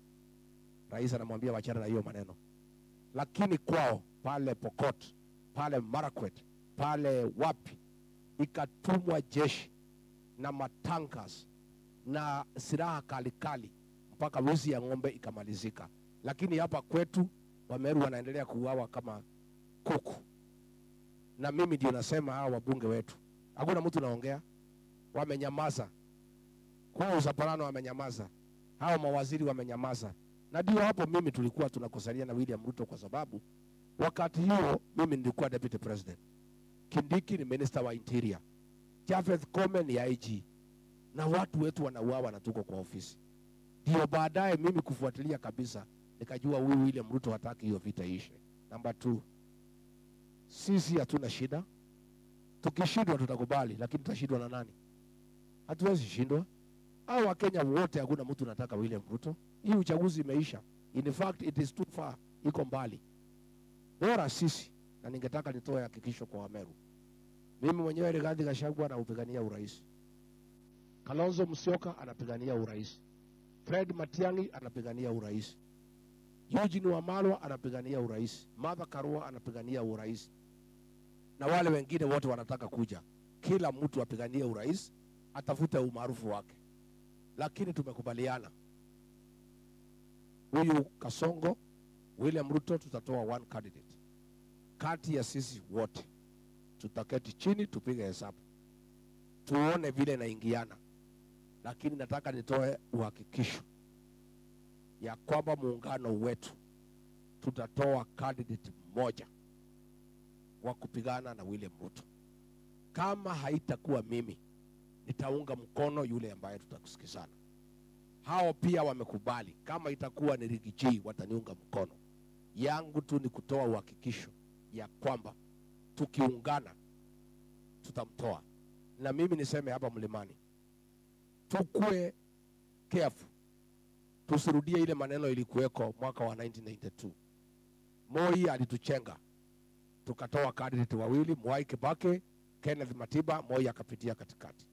Hapa kwa Mlima, huyu William Ruto anapanga kusimamisha tu marais wengi kila pahali, ndio tukatakate kura zetu, kwa sababu anajua kura ya kumtoa ni hii ya Mlima. Hii Mlima ndio tusaidie Wakenya wengine, tusaidiane kumtoa William Ruto. Lazima hii kura yetu iende kwa kikapu moja. Tukikubali tuigawanye, huyu jamaa atarudi, na akirudi atatuhangaisha, tutapata shida mingi sana. Mambo ya wabunge, mimi sina shida na hawa. Mimi bado kosea mimi ile wamenikosea nimewasamehea. Lakini kama wanataka kuja kwetu, kwa sababu pande ni mbili, hakuna pande ya katikati, pande ya Ruto na pande ya wananchi. Wakiamua watoke pande ya Ruto, warudi pahali raia wako. Wenye kusamehea hawa na kuwakubali sio mimi, ni Wameru. Mimi sina msemo. Watu wa Meru, mkiamua hii watu mliambia wasipigie finance bill wakapiga, mnataka kuwasamehea, muwasamehe. Mkiamua ile mtu bado ongea bunge hata siku moja, mnataka kumrudisha bunge akaketi huko bila kusema chochote, hiyo ni uamuzi ya watu ya Meru. Mkiamua ya wale ambaye wanaenda kuletea nyinyi maharagwe, Ruto akipeleka vitu ya maana kwao, mnataka kuwachagua, hiyo ni uamuzi wenu. Mimi kama Mkristo, yule amenikosea nimemsamehea. Lakini shida sio yangu na hao wabunge, shida ni ya wananchi. Kwa hivyo wakipata nafasi wafikirie, kama wanataka kwenda nyumbani na Kasongo, wataenda nyumbani pamoja. Wafikirie kama watarudi kwa wananchi, waongee na hao, waombe msamaha. Kama watasamehewa, mimi sina uwezo, sina msemo, sijui vile itakuwa. Hiyo ni mambo ya wananchi. Asante sana. Umetaja Soprano mara mbili. Mwenzangu alikuwa amekuuliza Soprano ni nani? Sasa unaniuliza swali ambayo wewe mwenyewe unajua. Mimi sijui. Unajua ndugu yangu, sisi watu tumesoma literature. Kuna language inaitwa figurative language and symbolism. Sio lazima utamuke kila kitu. Kama sasa nikikuita mandevu, si kila mtu anajua mandevu ni nani hapa. Na kwa sababu sawa, kwa sababu umesema sisi ni watu moja na wewe ni Meru. Kuna story inaongelelewa mahali inasemekana kulishafoni kama itafanyika na kiti ya CS wa agriculture inaweza pewa Senator Kadhuri Murungi. Sasa wewe ungefurahi akipewa hiyo kiti ya CS wa agriculture? Hiyo itakuwa haina maana. Unajua shida ya Kenya si mawaziri, ni William Ruto. Mawaziri pale hawana kazi, yeye ndiye anafanya kila kitu. Kwanza hawa ya Mlima, hawa ni Yesa. Hakuna kitu. Huyo kijana yetu Muriithi amekewa PS pale anaitwa Korila. Haoni hata kama yeye ni mtu. Hata akitoka Muriithi aweke Kadhuri, hata ndio baya zaidi, kwa sababu Kadhuri ndio mtu ya Yesa zaidi. Unaona? In fact, siku nimeita masenators, siku tumekosana na William Ruto, niko kwa ofisi, masenata wakataka kujua iko shida gani. Nimewaita kuambia huyu William Ruto amefanyia Wameru hii, amefuta huyu, ametukataza barabara, amefanya hii, anatugawanya. Nikawaambia ile yote anatupangia, na nikataka wanisaidie kumsimamisha William Ruto. Huyo Kadhuri ndio aliongoza senata kwenda kunishitaki kwa William Ruto. Huyo ni mtu yake. Hata afadhali huyu Muriithi 100 times. At least mimi siku nilikuwa pale, huyu waziri Muriithi alikuja kwangu kuniuliza vile tunaweza saidia watu wa Meru. Ni kijana mzuri by the way. Na mimi ningetaka apewe nafasi aendelee, kwa sababu hana maneno mingi na si mtu ya praise and worship. Lakini mimi najua William Ruto anaweza pea Kadhuri kwa sababu ni mtu ya Yesa. Lakini mimi naomba Mungu usiku na mchana ampatie, ndio tuwe na by election hapa Meru, ndio tunyoroshane na Kasongo. Mimi naomba kama huyu Kadhuri anaweza pewa, apewe, kuwe na by election hapa Meru, ndio sisi na Ruto tuheshimiane. Ningetaka hapa tukuwe na nafasi ya kinyang'anyiro hapa Meru, Kwa hivyo William Ruto, na kuomba ndugu yangu, haraka na mapema, kesho asubuhi, ukiona inafaa, huyu mtu yako ya praise and worship anaitwa Kadhuri Murungi, patia yeye waziri, utufungulie kiwanja hapa, turudi hapa tujitafutie senator wetu wa kufanyia watu ya Meru kazi. Wow. Nikija kwa mheshimiwa, kumekuwa na maandamano Nairobi ya vijana ambao walikuwa wanalalamikia mauaji ya Robert Ojwang pale Central. Ukizungumza kwenye mkutano wako wa awali na wanahabari, ulikuwa umeshauri vijana ukawaambia ungeonea ni bora wasiende maandamano, manake labda wangeuliwa. Wakakaindi, wakaendelea, na mwingine Kariuki akapigwa risasi, ambaye tunamtakia afueni haraka. Sasa tarehe 25 kuna maandamano mengine bado yanapangwa Nairobi ya vijana. So leo tungetaka kusikia msimamo wako wapi? Maana leo ulionekana umevaa mask na watu labda wakaisi una support maandamano ya tarehe 25 ambayo yanakuja. Msimamo wako uko wapi? Mimi ndugu yangu ni mtu ya kuongea ukweli. Hata nimeona mtu mwingine ameandika kwa mtandao juzi, akasema watu naongea ukweli Kenya ni watoto, walevi na rigiji. Sijui kama mliona. Mimi najua huyu Ruto, na ndio tulikosana na yeye. Nilijua vile amepanga na gavana wa Nairobi kuua watoto. William Ruto amekataliwa na Wakenya, ameamua atakuwa akitumia guns kuongoza Kenya. Mimi nilijua kwa sababu niko na watu huko ndani, na nilisema ya kwamba gavana wa Nairobi amepanga na William Ruto kuweka guns ya kuumiza watoto, na ndio nikaambia watoto, kama mtaenda, mimi naogofya, niko na wasiwasi, tumepoteza watoto wengi sana na watauawa na watapigwa na hiyo wahuni wamepangwa na gavana wa Nairobi na William Ruto. Ilifanyika vile nilisema. Hao wahuni hakuna mtu ameshikwa, picha zao ziko, walikuwa hapo City Hall na iko video wakisema, gavana wewe ni igwe, ile kazi umetupatia ya kulinda jiji tumefanya. Mpaka wa leo huyu YG mtu ya Yesa na mtu ya Flower Girl ambaye hana uwezo wote Kenya alisema ya kwamba ati wale maguns walipiga watu Nairobi watashikwa. Huyu gavana bado shikwa, hao maguns bado shikwa. Na ndio tunaanza kufikiria. Unajua William Ruto alituma polisi 80 wakapigane na wakora na majangiri. Kwake nyumbani anatumia wakora na majangiri kuumiza watu. Ndio tumeanza kufikiria huyu askari alituma Haiti, walikuwa wameenda kufanya benchmarking jinsi ya kuuda magengi ya kuumiza watu. So hii tarehe 25 mimi siwezi kuambia hii watoto uende usiende. Ile nitasema tu wakuwe careful. Nimeona polisi wakisema watawalinda. Leo polisi wameua mtu Kasarani. Huyu William Ruto hawezi aminika na mtu yeyote. Amemwaga damu mingi sana Kenya. Amemwaga damu ya watoto na anaonekana hatosheki na damu ya watoto. Na sijui anabisana nini na watoto, kwa sababu ukikumbuka pale kanisa la Kiambaa 207 watoto walikufa. Hao watoto wa Gen Z ameua. Pale Southern, pale Sudan, zile bunduki zinatumika zimetoka Kenya. Na ni rais ameidhinisha. Hizo bunduki zinaua watoto. Sasa mimi nikiona ako na haja sana na damu hasa ya watoto. Kwa hivyo hii tarehe 25 mimi nasema watoto wangu, watoto wetu, kama mtaona mtaenda kwa barabara ni haki yenu, lakini mkuwe careful. Wewe gavana wa Nairobi, mimi niliongelesha watu ya mlima pale Nairobi, watu 1500 wakakupigia kura. Wewe umewageuka, umekuwa ni mtu ya kupanga guns, kupora mali yao na kuua watoto na kupiga watoto.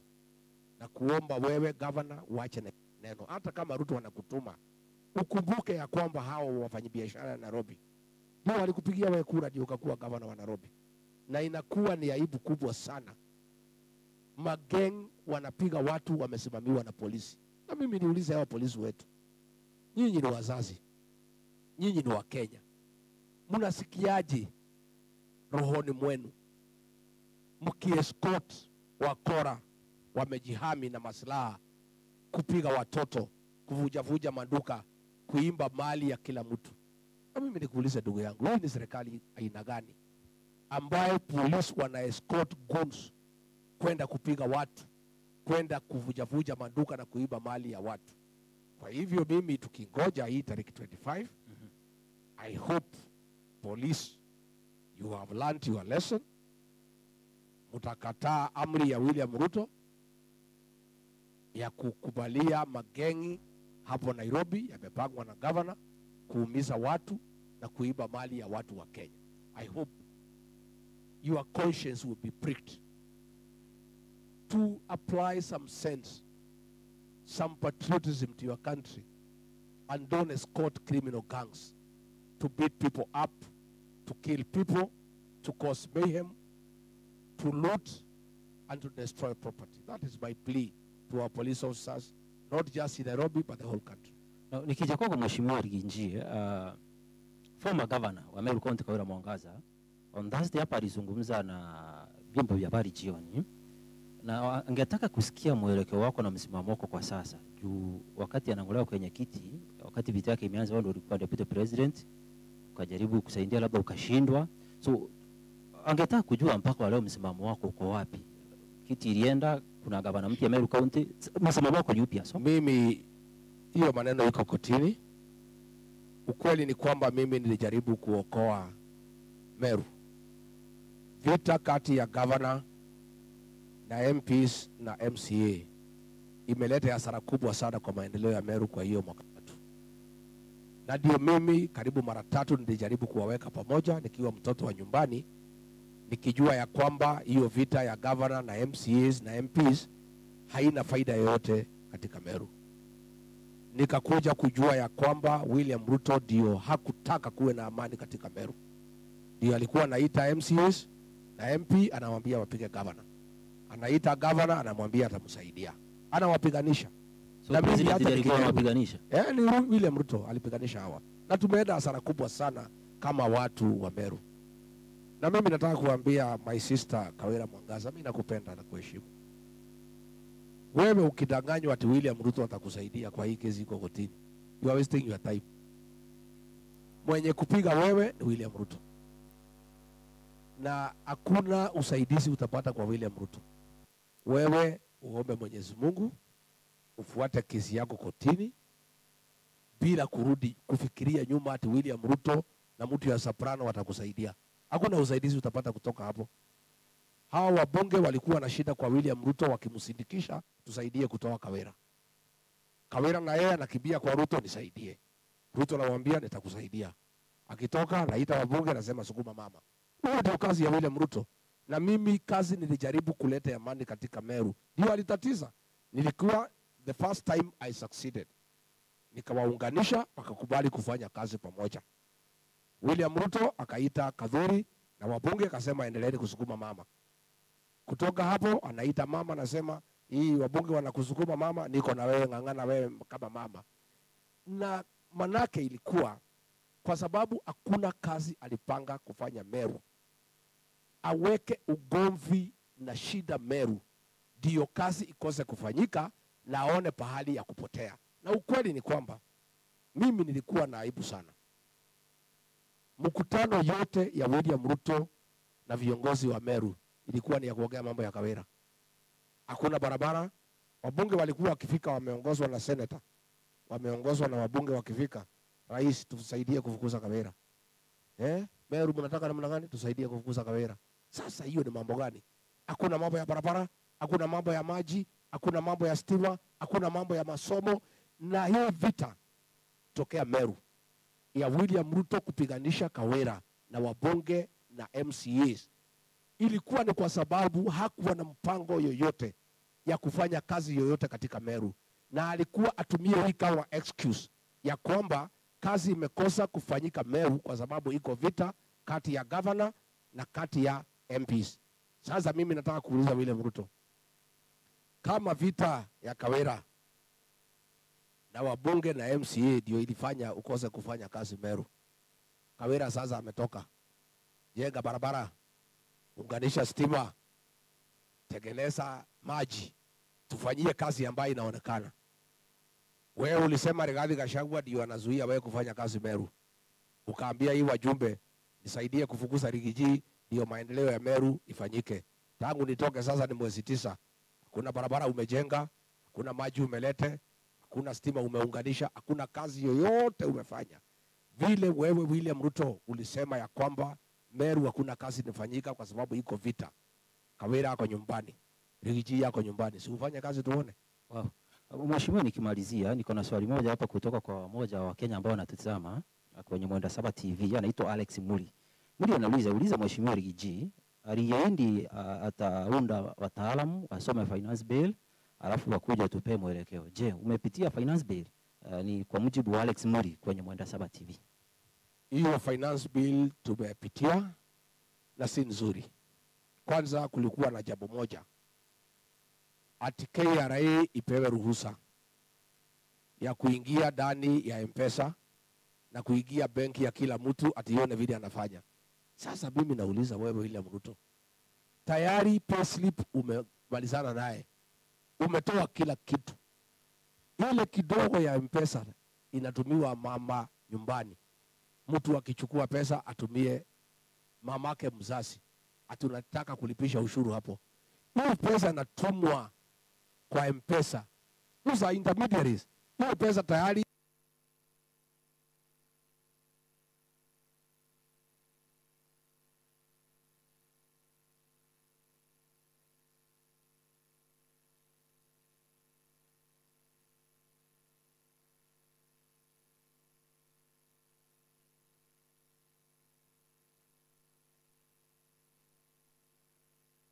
exemption. Na hiyo sasa ndio nimeandikiwa vizuri na wataalamu. Nitakuwa nikiita press conference next week ndio niichambue one by one nikieleza Wakenya why that finance bill ya kuumiza Wakenya. Mambo ya budget ukiangalia, ile pesa mingi imewekwa budget, imewekwa State House ya kujenga ma State House ya rais. Ile ingine ni pesa yake ya kutembea ng'ambo. Ile ingine ni yake ya kununua magari. Ile ingine imewekwa kwa Soprano. Ile ingine imewekwa kwa Felix Kosgei.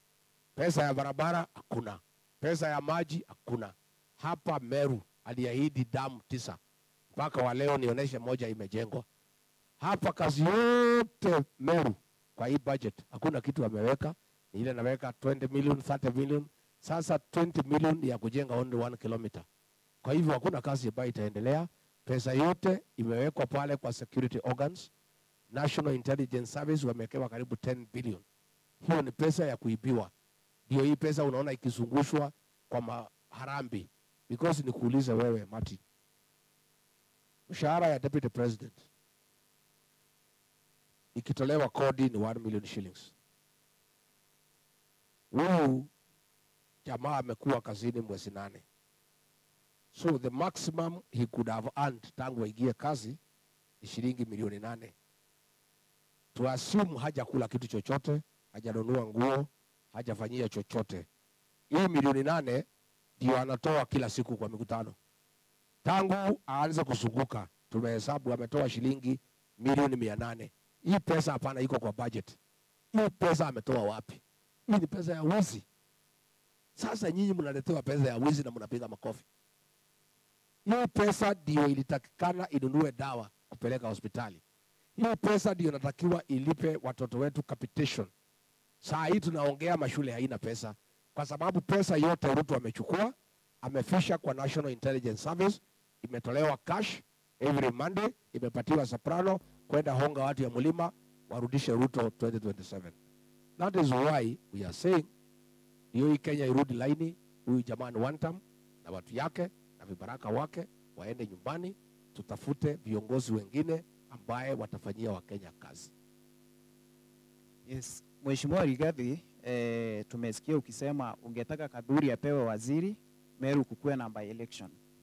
Swali, ningetaka kujua, are you okay na zile majina ambazo zimeteuliwa katika kamati ya IEBC? Swali la pili, ni kweli kwamba rais amekuwa akikutafuta kwa simu? Unataka mimi niongee mambo ya hii muongo? Sitaki, utafanya nikasirike jioni na mimi niko nyumbani nataka nikae na furaha. Mambo ya huyo jamaa tuachane naye. Mimi nimesema Si huyu Kadhuri anapigania kuwa waziri, hakuna shida, si apewe, turudi kwa kiwanja, there is no problem. Hiyo kwanza mimi nitafurahia, kwa sababu hii Meru haina mwakilishi katika Senate. Tungetaka tuchague kiongozi ambaye atatetea wa Meru. As we speak today, huyo ni Flower Girl ya William Ruto. So si amchukue tu amfanyie kazi, nayo watu ya Meru wajitafutie kiongozi mwingine. Kwa hivyo wakipewa, mimi nitafurahi, kwa sababu tutapata nafasi ya kutafuta seneta hapa Meru ambaye anaweza kusaidia watu ya Meru. IBC ameweka watu yake na hakuna shida.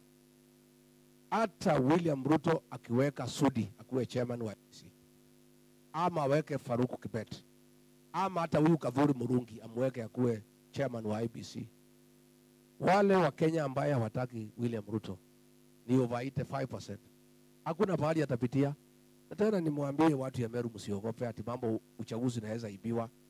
Siku tulifanya marekebisho ya kwamba kura ipigwe na ihesabiwe katika polling station, ndio tulifaulu katika uchaguzi wa Kenya.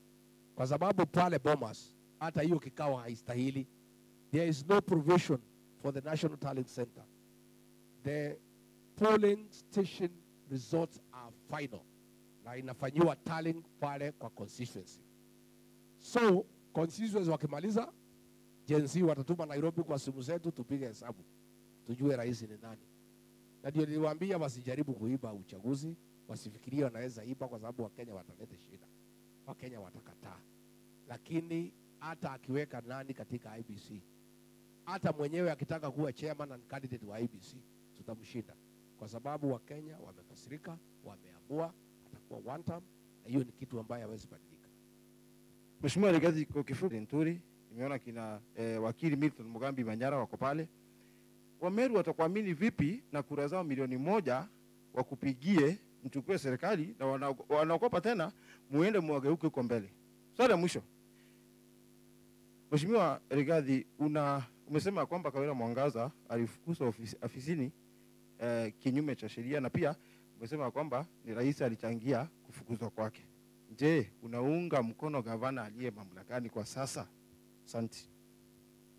Mheshimiwa Rigathi, umesema kwamba Kawira Mwangaza alifukuzwa maendeleo mwaka 3.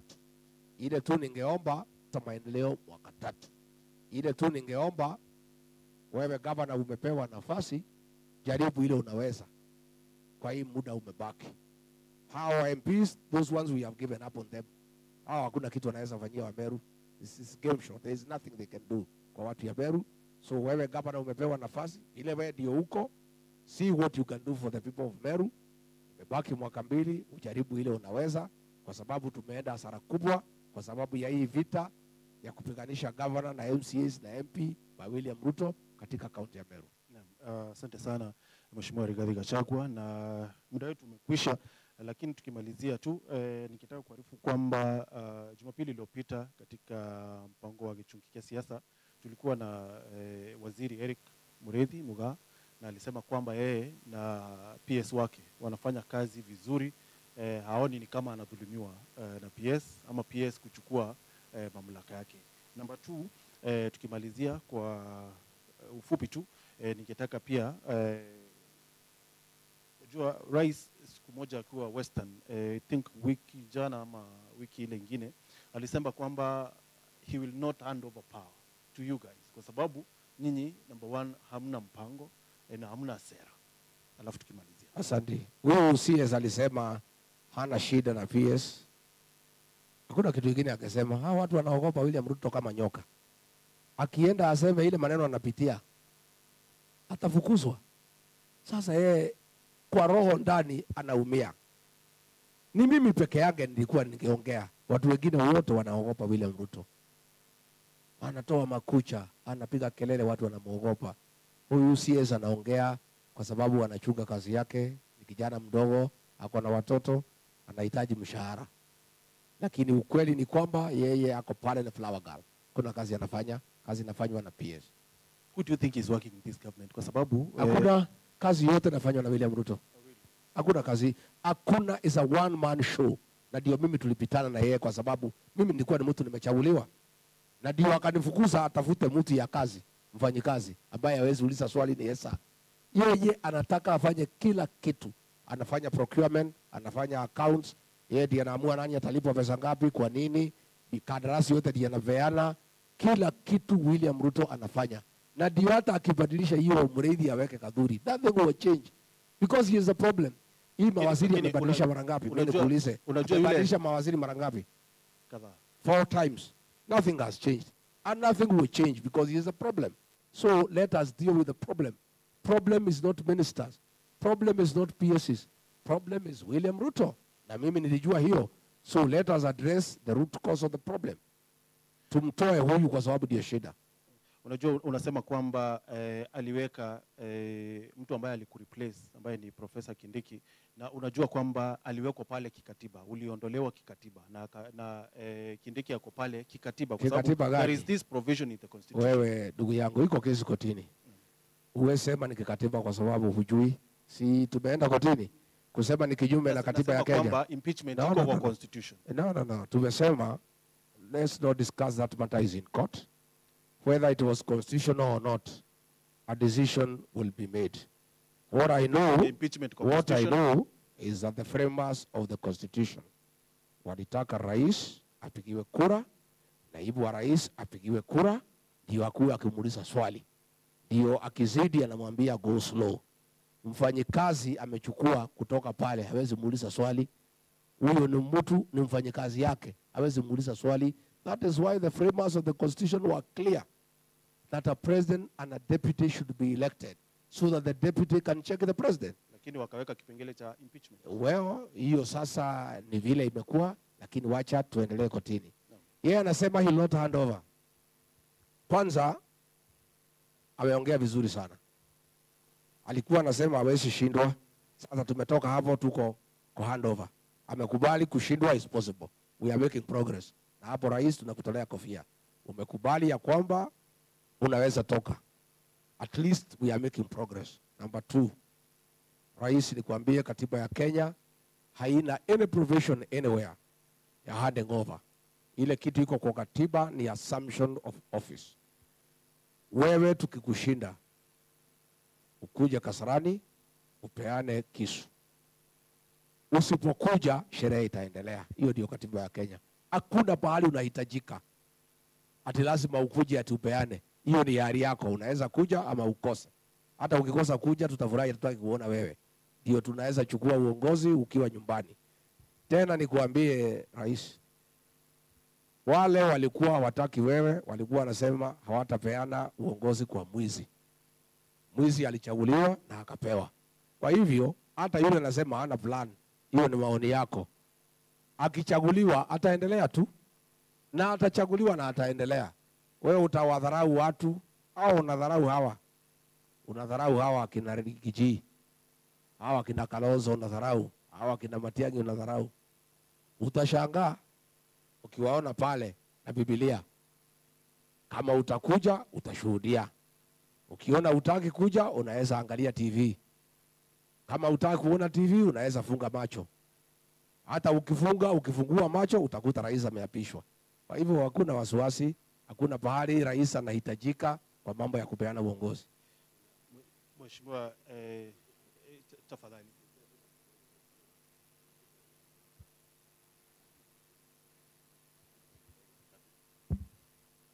Very good.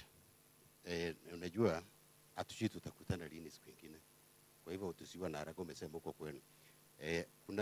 Kuna siku nilileta mama Mwenda Mbicheo kwa ofisi wakati huo ukiwa deputy president. Na nisipokuambia asante kwa sababu anaangalia ataona ni mbaya. Lakini kutoka siku hiyo unajua wewe ndiye tulikuwa tunategemea sana utuambie Mwenda Mbicheo alienda wapi, na najua vile tuliongea tukiwa kwa ofisi, lakini swali ya mama mpaka wale kwa sababu serikali haijawahi msaidia hadi utoke kwa ofisi. Ungekaa ungemsaidia ajue mtoto wake alienda wapi. Ya mwisho, kuna mjumbe fulani anasema uliiba barabara za kwake. Sikaenda wa Munyoro, sitaki kumtaja, lakini maybe kuna barabara ya Meru umeiba ikakuja kwako. Sasa mimi nataka niseme familia Mbijiwe nilijaribu ile ningeweza. The fact that nilikaribisha mama kwa ofisi na familia yake ni thihirisho ya kwamba nilikuwa na upendo ya kumsaidia. Na nilikuwa hiyo maneno nafuatilia, lakini kwa ile ilitokea nikafurushwa kabla sijakamilisha. Mungu akitupatia nafasi nyingine, kama hiyo maneno haitakuwa imekamilika, nitafuatilia. Mambo ya kuiba barabara, kama Rigiji aliiba barabara na ametoka Zuwede, uchukue urudishe pahali ilikuwa. Unajua kuna maneno ya ingine ni ya ujinga, na Wameru hapana watu wajinga. Ungetakiwa uoneshe Wameru hiyo barabara ilikuwa na budget, na ndio hii imetolewa.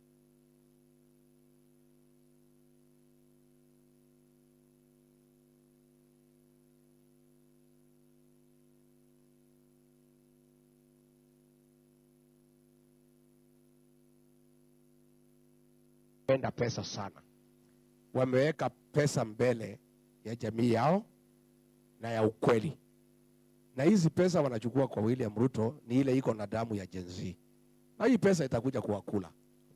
Sasa kama kila wiki hawa ya Meru wanapatiwa shilingi milioni 1 atuwakuja watengeneze ground. Sasa hii ground nimepita hapa na shida, hii pesa wanapeleka wapi? Ground ni mbaya kila pahali. Sasa niwaambie hawa, hiyo pesa mkule, muendelee kukula, muendelee kunona, na ingine muweke, kwa sababu bila nimesikia hii Wameru, sioni hii kazi yenu kama itaenda mbele. Kwa hivyo msikule yote, mkipatiwa milioni 1 mkule 300, 400, 600 muweke for a rainy day, kwa sababu huko mbele naona iko shida kidogo. Mheshimiwa, tukimalizia quick one, chama ya basi imeonekana Mheshimiwa Leni Kivuti ako na mlengo yake ambayo inasemeka kwa serikali. Kuna mlengo ambao iko na Kirito Murungi. Pia tumeona the former deputy party leader Titus Ntochu akiwa kwako. Swali ni je, basi iko kwako ama iko wapi? Swali ya pili ya mwisho, wewe ndio unaonekana umeinvest sana. Ukiangalia kwenye muungano wa Cousins, wewe ndio unaonekana ulikuwa front line. Wewe ndio umeinvest sana kuzungumza na wanahabari na nini. Wewe are the other cousins, kwa nini wazungumzi, kwa nini watii bidii kama wewe? Mimi nazunguka sana na weka bidii, kwa sababu kwanza mimi nilifanya makosa ya kuambia watu ya Mlima wachague Ruto. Lazima niweke bidii nirekebishe hiyo makosa. Unajua hawa kina Kalonzo hawakufanya makosa ya kuleta Ruto. Makosa ni yangu. Kwa hivyo mimi ndio niko na jukumu kubwa kwa hiyo timu yetu ya kurekebisha makosa. Huyu Matiang'i alikuwa hataki Ruto. Huyu Kalonzo alikuwa hataki Ruto. Huyu Wamalwa alikuwa hataki Ruto. Huyu Martha Karua hataki Ruto. Mwenye ile makosa mingi Kenya, na mtu amekosea wa Kenya na watu ya Mlima ni mimi. Kwa hivyo vile niko na makosa kubwa, niko na jukumu kubwa sana kutia bidii usiku na mchana kurekebisha hiyo makosa, kuhakikisha huyu mtu ameenda nyumbani, kwa sababu nisipofanya hivyo nitakuwa mimi si mtu mzuri. Mheshimiwa Rigathi Gachagua, tuna mambo ya basi. Huyu Kivuti tunaongea hataki Ruto. Wow, deputy party leader wa basi huyu hapa Meru hataki Ruto. Huyu Kirito sijui yako wapi. Saa ingine namuona na bibi yake na Ruto. Saa ingine nasikia anasema hataki Ruto. Sasa wewe mzee Kirito, wewe ni mzee, umekuwa hapo miaka mingi, lazima uamue uko wapi. Uko kwa nyama ama uko kwa ngozi? Kwa sababu pande ni ngapi? Ni mbili. Pande ya Kasongo na pande ya jamii. Kirito Murungi must decide where is he, because kila wakati namuona kwa Kasongo na bibi yake, na sijamuona na Wameru wengine, naona na bibi. Sasa mimi sijui Kirito wako wapi. At least Kivuti alipewa kazi na Kasongo auze ndugu yake JB Muturi, akasema yeye hawezi kwenda kufanya dance juu ya kaburi ya ndugu yake, na mimi Kivuti na kutolea kofia. Alipewa kiti ya JB Muturi, Lene Kivuti akasema huwezi umiza ndugu yangu, tumezaliwa pamoja, unipatie. Unaona, at least Kivuti ni muungwana, nilimheshimu sana kwa sababu yeye si maskini. Akasema yeye anataka kukaa na watu yao na hataki kuumiza ndugu yake. So hata wewe Kadhuri, hata kama unataka kuwa waziri ati Muriithi atolewe, mbona wewe unataka kuchezea dansi juu ya kaburi ya ndugu yako? Kwa nini unataka kiti ya ndugu yako? Huyu Muriithi ni kijana mdogo, wewe unampiga mkiwa na Kiraito nyote wawili ndio mnataka hii kiti ya huyu kijana. Huyu ni mtoto mdogo. Wewe Kiraito ni mzee, ulikuwa waziri, ulikuwa gavana. Wewe Kadhuri umekuwa senator. Mbona mnashinda pale kwa Ruto mkiendea huyu kijana ya hapa Igembe atolewe kazi mchukue? Si ni ndugu yenu. Why do you fight your own brother? Wameru kwani imekuwa nini? Sasa hii Rigathi Gachagua mlichukua mkapiga ndugu yenu mkachukua. Sasa huyu Muriithi unataka kupiga. Itakuwaje sisi watu ya mlima?